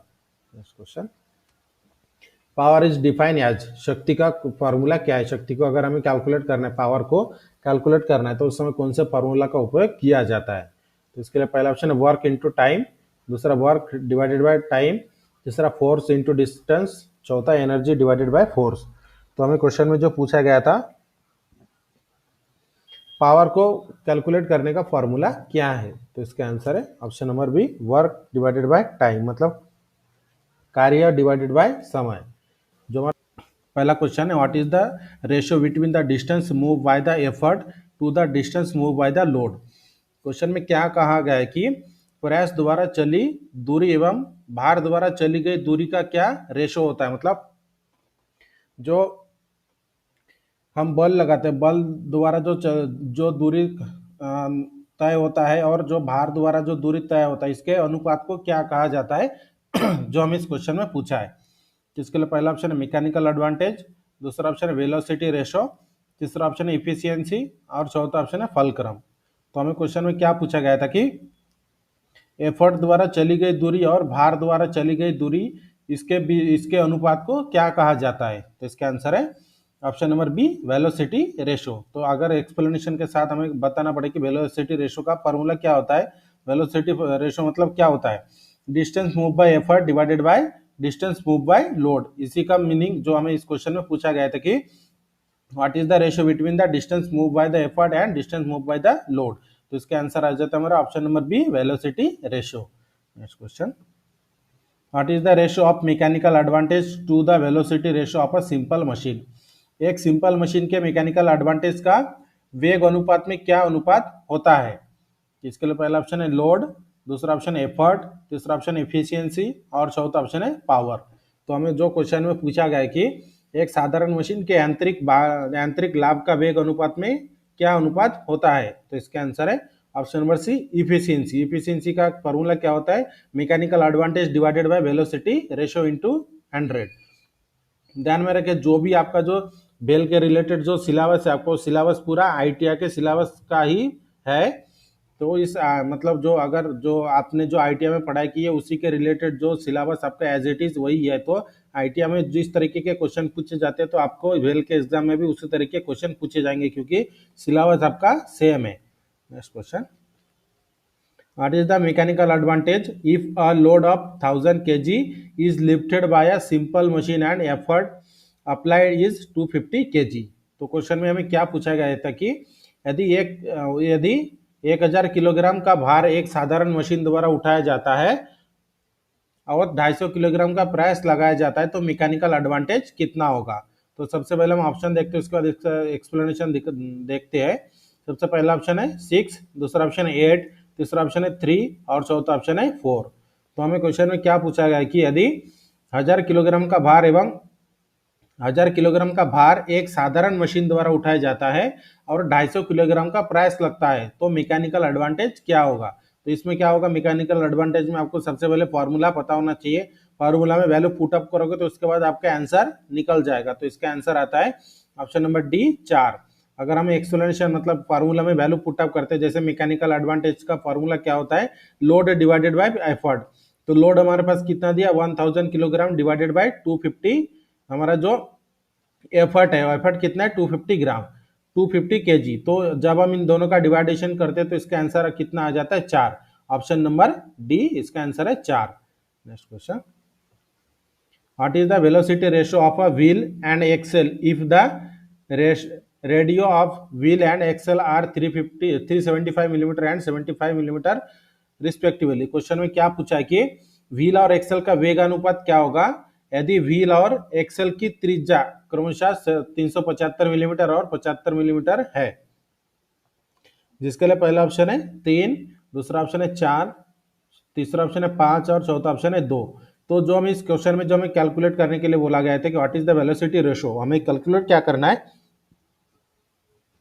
वेलोसिटी रेशो को हमें कैलकुलेट करना है। तो वेलोसिटी रेशो को कैलकुलेट करने के लिए फार्मूला आपको पता होना चाहिए। फार्मूला में वैल्यू पुट अप करोगे, इसमें सिंपल सिंपल से एक फार्मूला लगता है, उस फार्मूला को अगर याद नहीं रखोगे तो आप आंसर इसका निकाल नहीं पाओगे। तो इसमें अगर मान लीजिए जैसे वेलोसिटी रेशो निकालना है, इसमें से आपको क्या करना है, जो हमारा बड़ा संख्या है उसको डिवाइडेशन में रखकर छोटी संख्या से डिवाइडेड करोगे तो आंसर आ जाता है, लेकिन आपको प्रॉपर फार्मूला पता होना चाहिए। तो इसका जो फार्मूला है और आंसर है ऑप्शन नंबर सी 5 है। और एक्सप्लेनेशन अगर आप देखोगे तो जो हमारा वेलोसिटी रेशो का फार्मूला होता है radius of wheel divided by radius of axle. तो रेडियस ऑफ व्हील कितना है जो हमारा बड़ा 375 और रेडियस ऑफ एक्सेल कितना है 75। तो इन दोनों का डिवाइडेशन करने के बाद हमारे पास आंसर कितना आ जाता है 5, जो हमारा आंसर है option number C 5। Next question, what is the velocity ratio of a simple machine if a mass 120 kg is lifted to a height of 5 meters by a force of 60 kg moving 15 meters। Question में क्या पूछा है कि एक साधारण machine जिनका भार 120 kilogram है उसे 60 किलोग्राम के बल द्वारा 5 मीटर ऊंचाई तक उठाया जाता है और 15 मीटर दूरी तय होती है, तो मशीन का वेगानुपात क्या होगा। तो सबसे पहले हम ऑप्शन और उसके बाद आंसर, उसके बाद एक्सप्लेनेशन देखेंगे। इसके लिए पहला ऑप्शन है 1, दूसरा ऑप्शन है 2, तीसरा ऑप्शन है 3 और चौथा ऑप्शन है 4। तो जो हमें कैलकुलेट करने के लिए क्या कहा गया था, वेलोसिटी रेशो। तो velocity, what is the velocity ratio of simple machine, simple machine का वेलोसिटी रेशो हमें कैलकुलेट करना था। तो इसका जो सही आंसर है ऑप्शन नंबर सी 3 आता है। 3 किस तरीके से, जो हमारा वेलोसिटी रेशो का फार्मूला है distance move bye effort divided by distance move by load. तो डिस्टेंस मूव बाय एफर्ट कितना है 15 है और डिस्टेंस मूव बाय लोड कितना है 5 है। तो इन दोनों का जब हम डिवाइडेशन करते हैं तो इसका आंसर कितना आ जाता है 3। Next question, what is the efficiency of a simple screw jack having velocity ratio 314.2 and mechanical advantage 220। तो क्वेश्चन में जो पूछा गया था कि एक जो हमारा सिंपल स्क्रू जैक की इफिशिएंसी क्या है जिसका वेगानुपात 314.2 और यांत्रिक लाभ मतलब मैकेनिकल एडवांटेज 220 है। तो इसके लिए सबसे पहले हम ऑप्शन देखते हैं। पहला ऑप्शन है 60%, दूसरा 65%, तीसरा 70% और चौथा ऑप्शन है 75%। तो क्वेश्चन में जो हमें पूछा है साधारण स्क्रू जैक की दक्षता क्या है, मतलब दक्षता मतलब होता है इफिशियंसी, जिसका वेगानुपात 314.2 है और यांत्रिक लाभ मतलब मैकेनिकल एडवांटेज 220 है। तो इसके आंसर है ऑप्शन नंबर सी 70%। जब हमें इफिशियंसी कैलकुलेट करना होता है, इफिशियंसी का फॉर्मूला होता है mechanical advantage divided by velocity ratio और ब्रैकेट को कंप्लीट करने के बाद मल्टीप्लिकेशन बाय 100 होता है। तो मैकेनिकल एडवांटेज हमारे पास कितना दिया है 220 है, उसके बाद वेलोसिटी रेशो हमारे पास कितना दिया है 314.2 और मल्टीप्लिकेशन में 100 है। जब हम इन सब का कैलकुलेशन करते हैं तो हमारे पास आ जाता है 70.05%। तो अप्रोक्सीमेटली इसका आंसर कितना है हमारा option number C 70%। Next question, how much load is lifted if an effort of 25 kg is applied to a simple machine having velocity ratio of 4 and efficiency 75%। एक साधारण मशीन जिसका वेगानुपात 4 है और दक्षता मतलब इफिशियंसी 75% है, यदि 25 किलोग्राम का प्रयास लगाया जाए तो कितना भार उठाया जा सकता है। तो सबसे पहले हम ऑप्शन देखते हैं। ऑप्शन है पहला 65 kg, दूसरा 70 kg, तीसरा 75 kg, चौथा 80 kg। तो हमें क्वेश्चन में जो पूछा गया था कि एक साधारण मशीन जिसका वेग अनुपात 4 है और उसकी दक्षता 75% है, यदि 25 किलोग्राम का प्रयास लगाया जाए तो कितना भार उठाया जा सकता है। तो इसका आंसर है ऑप्शन नंबर सी 75 kg। इसका एक्सप्लेनेशन देखोगे तो लोड का फॉर्मूला होता है एफर्ट इनटू मैकेनिकल एडवांटेज। तो एफर्ट हमारे पास कितना दिया 25 है और मैकेनिकल एडवांटेज कितना है 3 है, क्वेश्चन में ऑलरेडी मेंशन है। तो इसका जब हम इसका मल्टीप्लिकेशन करते हैं तो इसका आंसर आ जाता है हमारा 75 kg। Next question, what is the name of fixed or supporting point of a lever, lever के स्थिर एवं सहायक बिंदु का क्या नाम होता है? तो इसके लिए पहला ऑप्शन मैकेनिकल एडवांटेज, दूसरा फलक्रम, तीसरा एफर्ट और चौथा लोड। तो हमें क्वेश्चन में क्या पूछा है कि लीवर के स्थिर एवं सहायक बिंदु का नाम क्या है? तो इसका आंसर है option number B fulcrum. Explanation मतलब the fix point about which a lever rotate is a called of fulcrum, मतलब जो हमारा लीवर होता है और लीवर का जो फिक्स पॉइंट होता है, फिक्स पॉइंट के ऊपर ही हमारा लीवर जो जहां पर रोटेट करता है उसे क्या कहा जाता है? Fulcrum. Next question, what effort is required to lift a load of 150 kg in a wheel and axle if the velocity ratio is 2.5 and efficiency is 75%? Question में जो हमें पूछा है कि व्हील एवं एक्सेल में 250 150 किलोग्राम का भार उठाने के लिए कितने प्रयास की आवश्यकता होगी यदि अनुपात 2.5 हो एवं दक्षता 75% हो? तो इस क्वेश्चन के लिए जो हमें ऑप्शन दिया है, पहला ऑप्शन है 70 kg, दूसरा ऑप्शन है 80 kg, तीसरा ऑप्शन है 90 kg और चौथा ऑप्शन है 100 kg। तो क्वेश्चन में जो पूछा है कि व्हील एवं एक्सेल में 150 किलोग्राम का भार उठाने के लिए कितने प्रयास की आवश्यकता होगी यदि अनुपात 2.5 एवं दक्षता 75% हो? तो इसका आंसर है option number B 80 kg। 80 kg किस तरीके से आता है तो एक्सप्लेनेशन देख सकते हो। जो हमारा एफर्ट होता है, एफर्ट का फार्मूला जो फार्मूला जैसे इसके पहले भी मैंने बताया था उस तरीके से फार्मूला में वैल्यू पुट अप करोगे। जो हमारा एक्सेल होता है, एक्सेल का रेडियस और जो जैसे बड़े एक्सेल का रेडियस और छोटे एक्सेल का जो हम रेडियस जैसे बताए थे, तो उसी तरह से वैल्यू को पुट अप करोगे फार्मूला में तो उसका आंसर कितना आ जाता है हमारा 80 kg। Next question, what is called for a distance of a load from the fulcrum, fulcrum से लोड की दूरी को क्या कहा जाता है? इसके लिए पहला ऑप्शन है फलक्रम आर्म, दूसरा लोड आर्म, तीसरा पावर आर्म और चौथा एफर्ट। तो जो हमें क्वेश्चन में पूछा है कि फलक्रम से लोड की दूरी को क्या कहा जाता है, तो इसका आंसर है option number B load arm. Next question, which is an example for first order lever, first order lever के लिए कौन सा उदाहरण है? इसके लिए पहला ऑप्शन है व्हील बैरो, दूसरा पेयर ऑफ सीजर्स, मतलब जो सीजर्स होते हैं उसका जोड़ी, तीसरा फायर टोंग्स, टोंग्स मतलब जैसे आपको पता है जो जो फायर टोंग्स मतलब एक प्रकार से हम जिसे सांशी बोलते हैं नॉर्मली, तो उस तरीके से उसे टोंग कहा जाता है। चौथा ऑप्शन है लिम स्क्वीजर।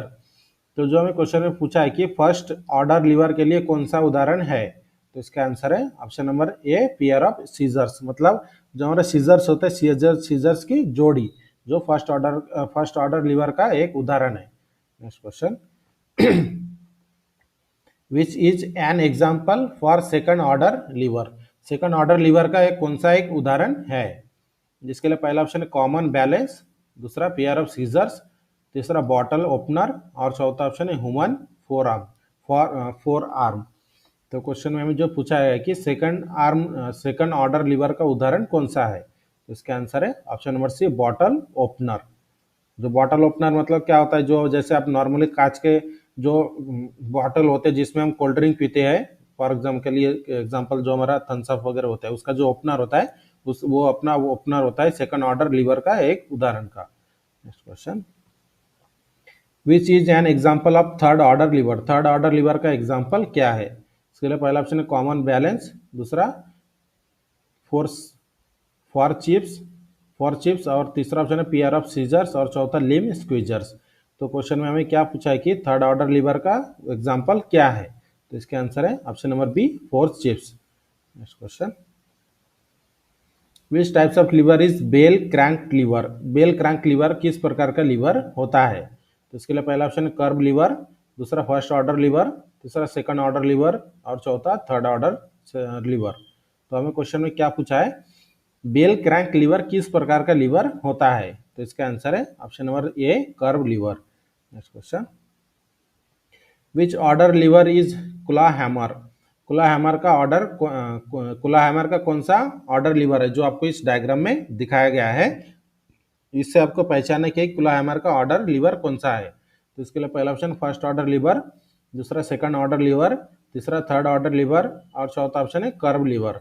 तो हमें क्वेश्चन में क्या पूछा है कि कुला हैमर कौन सा ऑर्डर लीवर है, तो इसका आंसर है option number A first order lever. Next question, कौन which class of lever has the load between the fulcrum and effort, कौन से वर्ग के लीवर में भार फल्क्रम और प्रयास के बीच होता है। इसके लिए पहला ऑप्शन है फर्स्ट क्लास लीवर, दूसरा सेकंड क्लास लीवर, तीसरा थर्ड क्लास लीवर और चौथा नॉन ऑफ दिस। तो हमें क्वेश्चन में क्या पूछा गया था कि कौन से क्लास के लीवर में भार और फल्क्रम प्रयास के बीच होता है, मतलब एफर्ट के बीच होता है। तो इसका आंसर है option number B, second class liver.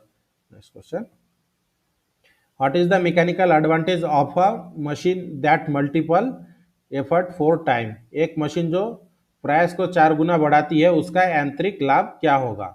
इसके लिए पहला ऑप्शन है 1, दूसरा ऑप्शन है 2, तीसरा ऑप्शन है 4, चौथा ऑप्शन है 8। तो क्वेश्चन में हमें क्या पूछा है कि सिंपल तरीके से आपको पहले क्वेश्चन को समझना है।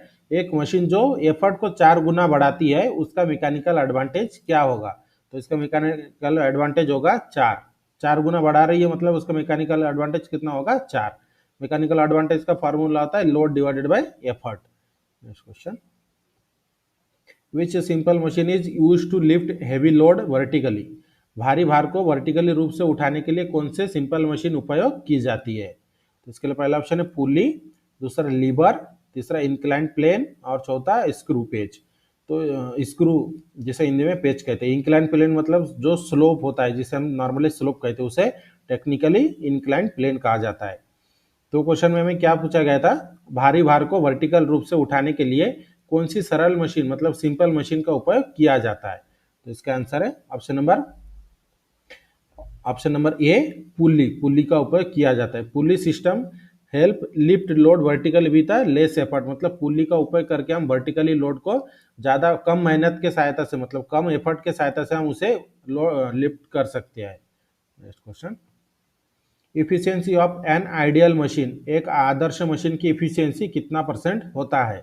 तो इसके लिए पहला ऑप्शन है 0%, दूसरा ऑप्शन है 50%, तीसरा ऑप्शन है 75% और चौथा ऑप्शन है 100%।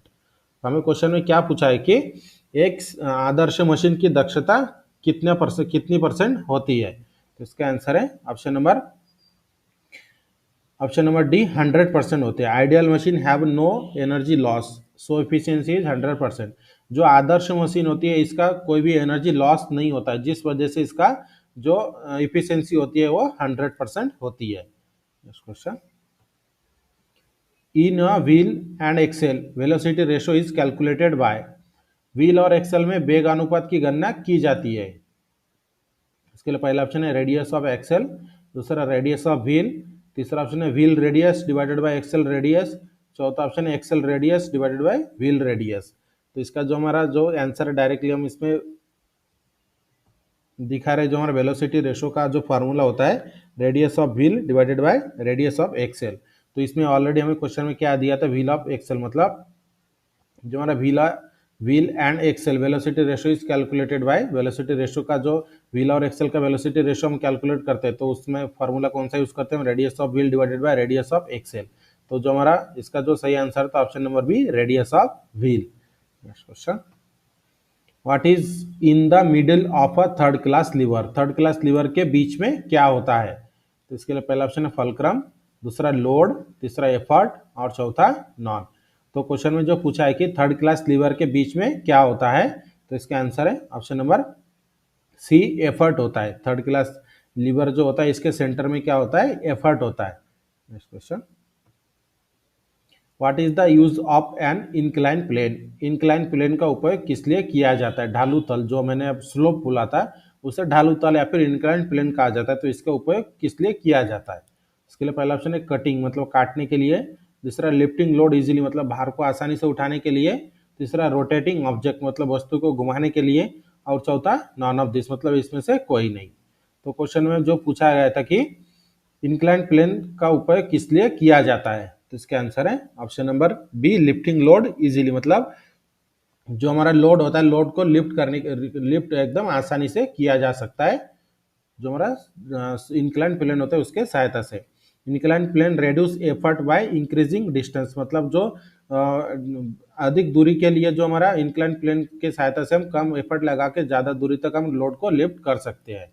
Next question, what types of simple machine is screw, screw किस प्रकार की सिंपल मशीन का एक उदाहरण टाइप है। इसके लिए पहला ऑप्शन है लीवर, दूसरा इंक्लाइन प्लेन, तीसरा पुल्ली, चौथा वेज। तो क्वेश्चन में जो पूछा है कि स्क्रू किस प्रकार की सिंपल मशीन है, तो इसका आंसर है option number B, incline plane. Screw is a modified incline plane wrapped around a cylinder.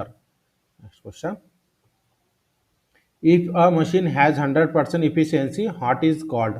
यदि मशीन की इफिशियंसी 100% हो तो वह कैसी मशीन कहलाती है। इसके लिए पहला ऑप्शन है रियल मशीन, दूसरा आइडियल मशीन, तीसरा कॉम्प्लेक्स मशीन, चौथा नॉन। तो क्वेश्चन में जो पूछा है कि यदि मशीन की दक्षता मतलब यदि मशीन की इफिशियंसी 100% हो तो वह कैसी मशीन कहलाती है।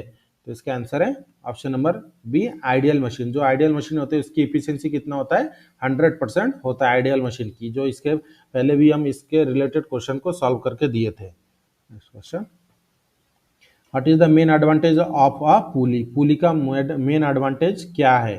जिसके लिए पहला ऑप्शन है इंक्रीज स्पीड मतलब स्पीड को बढ़ाना, दूसरा चेंज डायरेक्शन ऑफ एफर्ट मतलब एफर्ट का डायरेक्शन को चेंज करना, तीसरा रेड्यूसेस वेट मतलब वजन को कम करना, और चौथा नॉन मतलब कोई नहीं।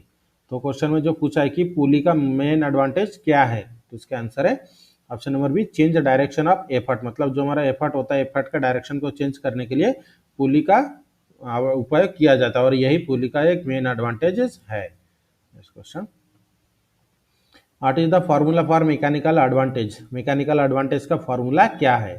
तो इसके लिए पहला ऑप्शन है एफर्ट डिवाइडेड बाय लोड, दूसरा लोड डिवाइडेड बाय एफर्ट, तीसरा लोड इनटू एफर्ट, और चौथा एफर्ट इनटू डिस्टेंस। तो क्वेश्चन में हमें क्या पूछा है कि यांत्रिक लाभ का फॉर्मूला क्या है, मैकेनिकल एडवांटेज का फॉर्मूला क्या है। तो इसका आंसर है option number B, load divided by effort. Mechanical advantage का फॉर्मूला होता है load divided by effort. Next question, which is an example of third class lever. Third class lever का निम्नलिखित में से कौन सा एक उदाहरण है।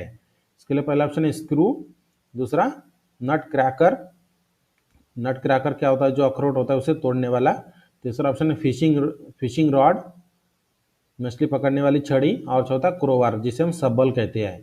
तो क्वेश्चन में जो पूछा है कि थर्ड क्लास लीवर का उदाहरण कौन सा है, तो इसका आंसर है option number C, fishing rod.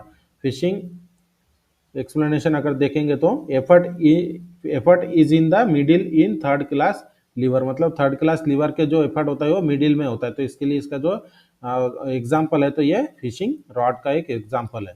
Next question, which part is larger in a wheel and axle. Wheel और एक्सेल में से कौन सा पार्ट बड़ा होता है। तो इसके लिए पहला ऑप्शन है एक्सेल, दूसरा व्हील, तीसरा बोथ इक्वल मतलब दोनों बराबर, चौथा इनमें से कोई नहीं। क्वेश्चन में जो पूछा है कि व्हील और एक्सेल में से कौन सा हिस्सा बड़ा होता है, तो इसका आंसर है option number B, wheel. Wheel जो हमारा होता है वो wheel has a longer radius than axle मतलब एक्सेल से ज़्यादा इसका जो व्हील का जो रेडियस होता है एक्सेल से बहुत ज़्यादा होता है। Next question, what is the main purpose of simple machine. Simple machine का मेन मुख्य उद्देश्य क्या है।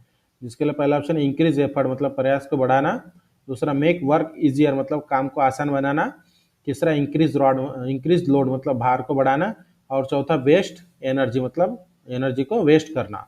तो क्वेश्चन में क्या पूछा है कि सिंपल मशीन का मुख्य उद्देश्य क्या है। तो इसका आंसर है option number B, make work easier मतलब simple machine reduce effort and make work easier. Simple machine क्या करता है, जो हमारा एफर्ट होता है एफर्ट को कम करता है और काम को इजी आसान बनाता है। Next question, if mechanical advantage is 5 and effort is 10 kg what is the load. यदि मैकेनिकल एडवांटेज 5 है और जो हमारा एफर्ट है 10 kg है तो लोड कितना होगा। तो इसके लिए पहला ऑप्शन है 50 kg, दूसरा 5 kg, तीसरा 10 kg, चौथा 15 kg। तो क्वेश्चन में जो पूछा है कि यदि ये मैकेनिकल एडवांटेज 5 है और एफर्ट 10 kg है तो लोड कितना होगा। तो इसका आंसर है ऑप्शन नंबर ये 50 kg। लोड को कैलकुलेट करने का फॉर्मूला क्या होता है, mechanical advantage multiplication bye effort. Mechanical advantage कितना दिया हमारे पास 5 है और मल्टीप्लिकेशन बाय 10 क्या है हमारा एफर्ट है, तो इन दोनों का मल्टीप्लिकेशन करने के बाद आंसर कितना हमारा आता है 50 kg, जो हमारा इसका आंसर है ऑप्शन नंबर ये। पहला क्वेश्चन है which of the following has no unit. निम्नलिखित में से किसका कोई यूनिट नहीं होता। अभी यूनिट मतलब क्या होता है, जैसे मान लीजिए जैसे फॉर एग्जांपल के लिए कटिंग स्पीड है, कटिंग स्पीड का यूनिट क्या होता है मीटर पर मिनट। उस तरह से हम कोई भी अगर वजन गिनते हैं तो उसका यूनिट होता है किलोग्राम। तो इस तरीके से होता है यूनिट। तो जो हमें इस क्वेश्चन में पूछा है कि निम्नलिखित में से किसका कोई यूनिट नहीं होता है? तो इसके लिए पहला ऑप्शन है डेंसिटी, दूसरा स्पेसिफिक ग्रेविटी, तीसरा वेट और चौथा ऑप्शन है वॉल्यूम। तो जो हमें इस क्वेश्चन में पूछा गया था कि निम्नलिखित में से किसका कोई यूनिट नहीं होता है, तो इसका आंसर है option number B, specific gravity. Next question, if water has density 1000 kg per meter cube, what is the specific gravity of a substance with 500 kg पर मीटर क्यूब डेंसिटी? क्वेश्चन में क्या पूछा गया है कि यदि पानी का घनत्व 1000 किलोग्राम पर घन मीटर है और किसी पदार्थ का घनत्व 500 किलोग्राम पर घन मीटर है, तो उसका विशिष्ट गुरुत्व कितना होगा? तो सबसे पहले हम ऑप्शन देखते हैं, उसके बाद आंसर, उसके बाद आपको इसका एक्सप्लेनेशन के साथ भी आपको बताते हैं कि किस तरह से इसका कैलकुलेशन किया जाता है। जिसके लिए सबसे पहला ऑप्शन है 0.5, दूसरा ऑप्शन है 2, तीसरा ऑप्शन है 1 और चौथा ऑप्शन है 5। तो जो हमें इस क्वेश्चन में पूछा गया था, यदि पानी का घनत्व 1000 किलोग्राम पर घन मीटर है और किसी पदार्थ का घनत्व 500 किलोग्राम पर घन मीटर है, तो उसका विशिष्ट गुरुत्व कितना होगा? तो इसका आंसर है ऑप्शन नंबर ये 0.5। Next question, what is the speed? Speed की क्या गति है, मतलब स्पीड क्या होती है, जो हमें इस क्वेश्चन में पूछा है। तो इसके लिए पहला ऑप्शन है वेक्टर क्वांटिटी, दूसरा स्केलर क्वांटिटी, तीसरा फोर्स या फिर चौथा वर्क। तो जो हमें इस क्वेश्चन में पूछा गया था कि स्पीड क्या होता है, तो इसका आंसर है option number B, scalar quantity. Next question, unit of speed is? Speed का यूनिट क्या होता है? जैसे इसके पहले के क्वेश्चन स्पीड के रिलेटेड था, तो इस क्वेश्चन में हमें वही पूछा गया कि स्पीड का यूनिट क्या होता है। तो इसके लिए पहला ऑप्शन है मीटर पर सेकंड, दूसरा मीटर पर सेकंड स्क्वायर, तीसरा मीटर क्यूब और चौथा केजीग्राम पर मीटर क्यूब। तो हम इस क्वेश्चन में जो पूछा है कि जो हमारा स्पीड होता है, स्पीड का यूनिट क्या होता है, तो इसका आंसर है ऑप्शन नंबर ए, मीटर पर सेकंड। स्पीड का यूनिट क्या होता है? Metre per second. जैसे फॉर एग्जांपल के लिए जब हम कोई डिफेंस का भर्ती वगैरह जाए, उसमें हम फिजिकल मतलब दौड़ना होता है, उस समय भी ये मीटर मतलब 1600 मीटर 5 मिनट में, इस तरीके से जो हमारा स्पीड होता है, स्पीड का यूनिट होता है metre per second. Next question, velocity included? Velocity में क्या शामिल होता है निम्नलिखित में से? तो इसके लिए पहला ऑप्शन है डिस्टेंस ओनली, मतलब केवल दूरी, दूसरा स्पीड ओनली, मतलब केवल गति, तीसरा डायरेक्शन, मतलब केवल दिशा और चौथा ऑप्शन स्पीड एंड डायरेक्शन, मतलब गति और दिशा। तो हमें क्वेश्चन में पूछा है कि वेलोसिटी इंक्लूडेड मतलब वेलोसिटी में क्या शामिल होता है, तो इसका आंसर है ऑप्शन नंबर डी, स्पीड और डायरेक्शन। डायरेक्शन जो हमारा वेलोसिटी होता है, वेलोसिटी में स्पीड और डायरेक्शन दोनों इंक्लूडेड होते हैं। Next question, a body is a rest when? किस स्थिति में कोई वस्तु विश्रांति में होती है? तो इसके लिए पहला ऑप्शन इट चेंजेस पोजीशन, मतलब वह अपनी स्थिति बदलती है तब। दूसरा is it does not change position with time, मतलब वह समय के साथ अपनी स्थिति नहीं बदलती। तीसरा इट एक्सेलरेटेड, इट एक्सेलरेटेड मतलब यह त्वरण प्राप्त करती है, या फिर चौथा इट रोटेट, वह घूमती है। तो जो हमें क्वेश्चन में पूछा है कि अ body is at rest when, मतलब किसी स्थिति में कोई वस्तु विश्रांति में होती है, किस स्थिति में? तो इसका आंसर है option number B, it does not change position with time, मतलब वह समय के साथ अपनी स्थिति नहीं बदलती। नेक्स्ट question, a car goes from 0 to 60 kilometre per hour in 5 second, what is the acceleration in millimetre per second square? Question में क्या पूछा है कि एक कार 0 से 60 किलोमीटर प्रति घंटा की गति से 5 सेकंड में प्राप्त करती है, तो त्वरण कितना होगा?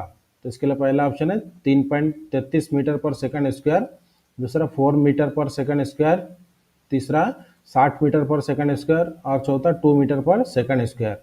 तो जो हमें इस क्वेश्चन में पूछा है कि एक कार 0 से 60 किलोमीटर प्रति घंटे की गति 5 सेकंड में प्राप्त करती है, तो उसका एक्सेलरेशन कितना होगा? तो इसका आंसर है option number A, 3.33 metre per second square. Next question, रिडेट्रेशन रिटार्डेशन मीन्स, मतलब रिटार्डेशन मतलब क्या होता है, जो हमें इस क्वेश्चन में पूछा है। इसके लिए पहला ऑप्शन पॉजिटिव एक्सेलरेशन, दूसरा है नेगेटिव एक्सेलरेशन, तीसरा नो मोशन मतलब कोई गति नहीं, या फिर चौथा कांस्टेंट वेलोसिटी। तो हम इस क्वेश्चन में क्या पूछा गया था कि रिटार्डेशन मतलब क्या होता है, तो इसका आंसर है option number B, negative acceleration. Next question, a car travel 100 kilometre in 2 hours, it average speed? एक कार 2 घंटे में 100 किलोमीटर चलती है, तो उसकी एवरेज स्पीड कितनी है? तो इसके लिए पहला ऑप्शन है 100 किलोमीटर पर आवर, दूसरा 50 किलोमीटर पर आवर, तीसरा 25 किलोमीटर पर आवर और चौथा 75 किलोमीटर पर आवर। तो हमें जो इस क्वेश्चन में पूछा गया था कि एक कार 2 घंटे में 100 किलोमीटर चलती है तो उसकी एवरेज स्पीड कितनी होगी, तो इसका आंसर है option number B 50 kilometre per hour. मतलब 2 घंटे में कितना चल रहा है वो 100 किलोमीटर, तो वो 1 घंटे में कितना चलेगा 50 किलोमीटर, तो इसका स्पीड कितना हो गया 50 किलोमीटर पर आवर। 1 घंटे में 50 किलोमीटर, तो इसलिए 2 घंटे में वो 100 किलोमीटर चलता है। Next question, work is said to be done when, काम किया गया है ऐसा कब कहा जाता है। इसके लिए पहला option, a force is applied, मतलब जब बल लगाया जाता है तब। दूसरा, distance is move due to force, मतलब बल के कारण वस्तु एक दूरी तक चलती है तब। या फिर तीसरा, टाइम इज पास्ट, मतलब समय गुजरता है तब। या फिर चौथा, एनर्जी इज स्टोर्ड, मतलब ऊर्जा संग्रहित होती है तब। तो हमें इस क्वेश्चन में क्या पूछा गया कि काम किया गया है ऐसा कब कहा जाता है, मतलब कोई काम किया, किसी ने किया है तो ये कब कहा जा सकता है। तो इसका आंसर है option number A, distance is move due to force, मतलब बल के कारण वस्तु एक दूरी तक चलती है तब हम उसे कुछ बोल सकते हैं कि इसके ऊपर कुछ काम किया हुआ है। Next question, which of the following is a scalar quantity, निम्नलिखित में से कौन सा एक स्केलर क्वांटिटी है। तो इसके लिए पहला ऑप्शन है एक्सेलरेशन, दूसरा ऑप्शन है वेलोसिटी, तीसरा ऑप्शन है फोर्स और चौथा ऑप्शन है स्पीड। तो हम इस क्वेश्चन में जो पूछा गया है कि निम्नलिखित में से कौन सी एक स्केलर क्वांटिटी है, तो इसका आंसर है ऑप्शन नंबर डी, स्पीड।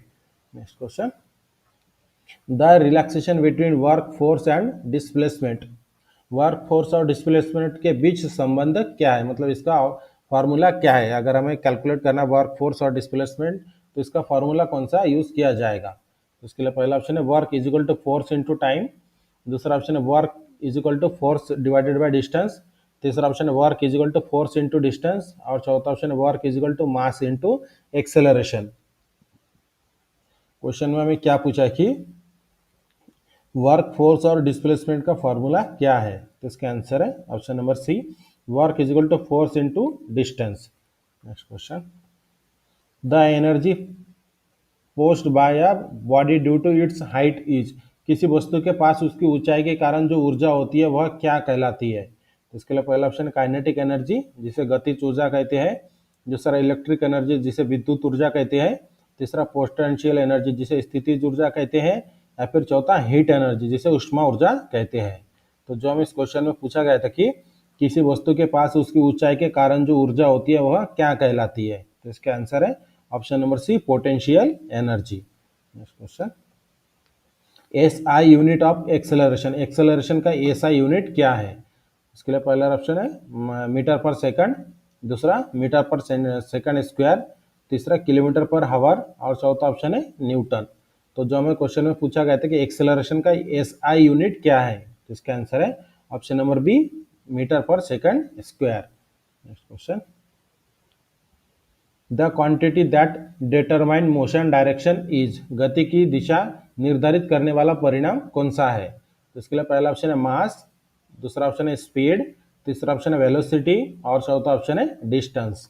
तो हमें इस क्वेश्चन में क्या पूछा गया था कि the quantity that determine motion direction is, गति की दिशा निर्धारित करने वाला परिणाम कौन सा है। तो इसका आंसर है option number C, velocity. Next question, if distance is constant and time decrease speed will, अगर दूरी स्थिर है और समय कम हो जाए तो गति क्या होगी। जिसके लिए पहला ऑप्शन है इंक्रीज, मतलब बढ़ जाएगी, दूसरा डिक्रीज मतलब घट जाएगी, तीसरा स्टे से मतलब सेम वही रहेगा, या फिर चौथा शून्य हो जाएगा। तो हमें जो क्वेश्चन में पूछा गया कि अगर दूरी स्थिर है और समय कम हो जाए तो गति क्या होगी, तो गति क्या होगा, ऑप्शन नंबर ए, बढ़ जाएगी। Next question, work is a product of, काम किसका गुणनफल होता है। तो इसके लिए पहला ऑप्शन है पावर इनटू टाइम, मतलब जो हमारा वर्क, अगर वर्क को हमें कैलकुलेट करना है तो उस समय फार्मूला क्या होगा। तो इसके लिए पहला ऑप्शन है पावर इनटू टाइम, दूसरा फोर्स इनटू डिस्टेंस, तीसरा मास इनटू वेलोसिटी और चौथा एनर्जी इनटू फोर्स। तो जो हमें इस क्वेश्चन में पूछा गया था कि वर्क इज प्रोडक्ट ऑफ, मतलब वर्क का गुणनफल क्या है, तो इसका आंसर है option number B, force into distance. Next question, which of the following is not a form of mechanical energy, निम्नलिखित में से कौन सा एक मैकेनिकल एनर्जी का रूप नहीं है। तो इसके लिए पहला ऑप्शन है काइनेटिक एनर्जी, दूसरा पोटेंशियल एनर्जी, तीसरा हीट एनर्जी, चौथा वर्क। तो क्वेश्चन में हमें क्या पूछा गया था कि निम्नलिखित में से कौन सी एक मैकेनिकल ऊर्जा का रूप नहीं है? तो इसका आंसर है option number C, heat energy. Next question, work is not done when, काम नहीं होता है जब, मतलब कब हम कह सकते हैं कि काम हमारा नहीं हुआ है? तो इसके लिए पहला ऑप्शन है हैवी ऑब्जेक्ट इज लिफ्टेड, मतलब कोई भारी वस्तु उठाई जाती है तब। दूसरा, कार मूव्स, मतलब एक कार चलती है तब। तीसरा, force is applied but no displacement, मतलब बल लगाया जाता है लेकिन कोई डिस्प्लेसमेंट नहीं होता है। और चौथा ऑप्शन है स्टोन फॉल्स, मतलब पत्थर गिरता है। तो क्वेश्चन में हमें क्या पूछा गया था कि काम नहीं हुआ है हम कब कह सकते हैं? तो इसका आंसर है option number C, of force is applied but no displacement, मतलब हमने ताकत लगाया था लेकिन वो काम कुछ हुआ नहीं, मतलब कुछ भी डिस्प्लेसमेंट नहीं हुआ, तब हम कह सकते हैं कि काम हमारा नहीं हुआ है। नेक्स्ट क्वेश्चन, ऐसा unit of work is, work का ऐसा यूनिट क्या है? तो इसके लिए पहला ऑप्शन है वैट, दूसरा ऑप्शन है न्यूटन, तीसरा ऑप्शन है जूल और चौथा ऑप्शन है पास्कल। तो हमें क्वेश्चन में क्या पूछा गया था कि वर्क का ऐसा यूनिट क्या है? तो इसका आंसर है option number C, joule. Number का जो हमारा क्वेश्चन है, पावर इज डिफाइन एज, शक्ति को हम किस प्रकार परिभाषित कर सकते हैं या फिर करते हैं, जो हमें इस क्वेश्चन में पूछा है कि जो पावर होता है, पावर को अगर हमें कैलकुलेट करना है उस समय कौन सा फॉर्मूला या फिर पावर को किस तरह से परिभाषित किया जाता है? इसके लिए पहला ऑप्शन है वर्क इनटू टाइम, दूसरा वर्क डिवाइडेड बाय टाइम, तीसरा फोर्स इनटू डिस्टेंस और चौथा एनर्जी इनटू टाइम। तो जो हमें क्वेश्चन में पूछा गया था कि पावर इज डिफाइन एज, मतलब शक्ति को किस प्रकार परिभाषित किया जाता है? तो इसका आंसर है option number B, work divided by time. Next question, 1 horse power is equal to, एक हावर्स पावर का कितना होता है, जो हमें इस क्वेश्चन में पूछा गया है। एक हावर्स पावर का कितना वैट होता है? तो इसके लिए पहला ऑप्शन है 550 वैट, दूसरा ऑप्शन है 1000 वैट, तीसरा ऑप्शन है 746 वैट और चौथा ऑप्शन है 1 किलो वैट। तो हमें क्वेश्चन में क्या पूछा है कि 1 हावर्स पावर का 1 horse power is equal to कितना होता है? तो 1 horse power is equal to कितना होता है? ऑप्शन आंसर इसका सी, 746 वैट होता है। 1 हावर्स पावर का मीनिंग होता है 746 watt. Next question, efficiency, efficiency का फॉर्मूला क्या है?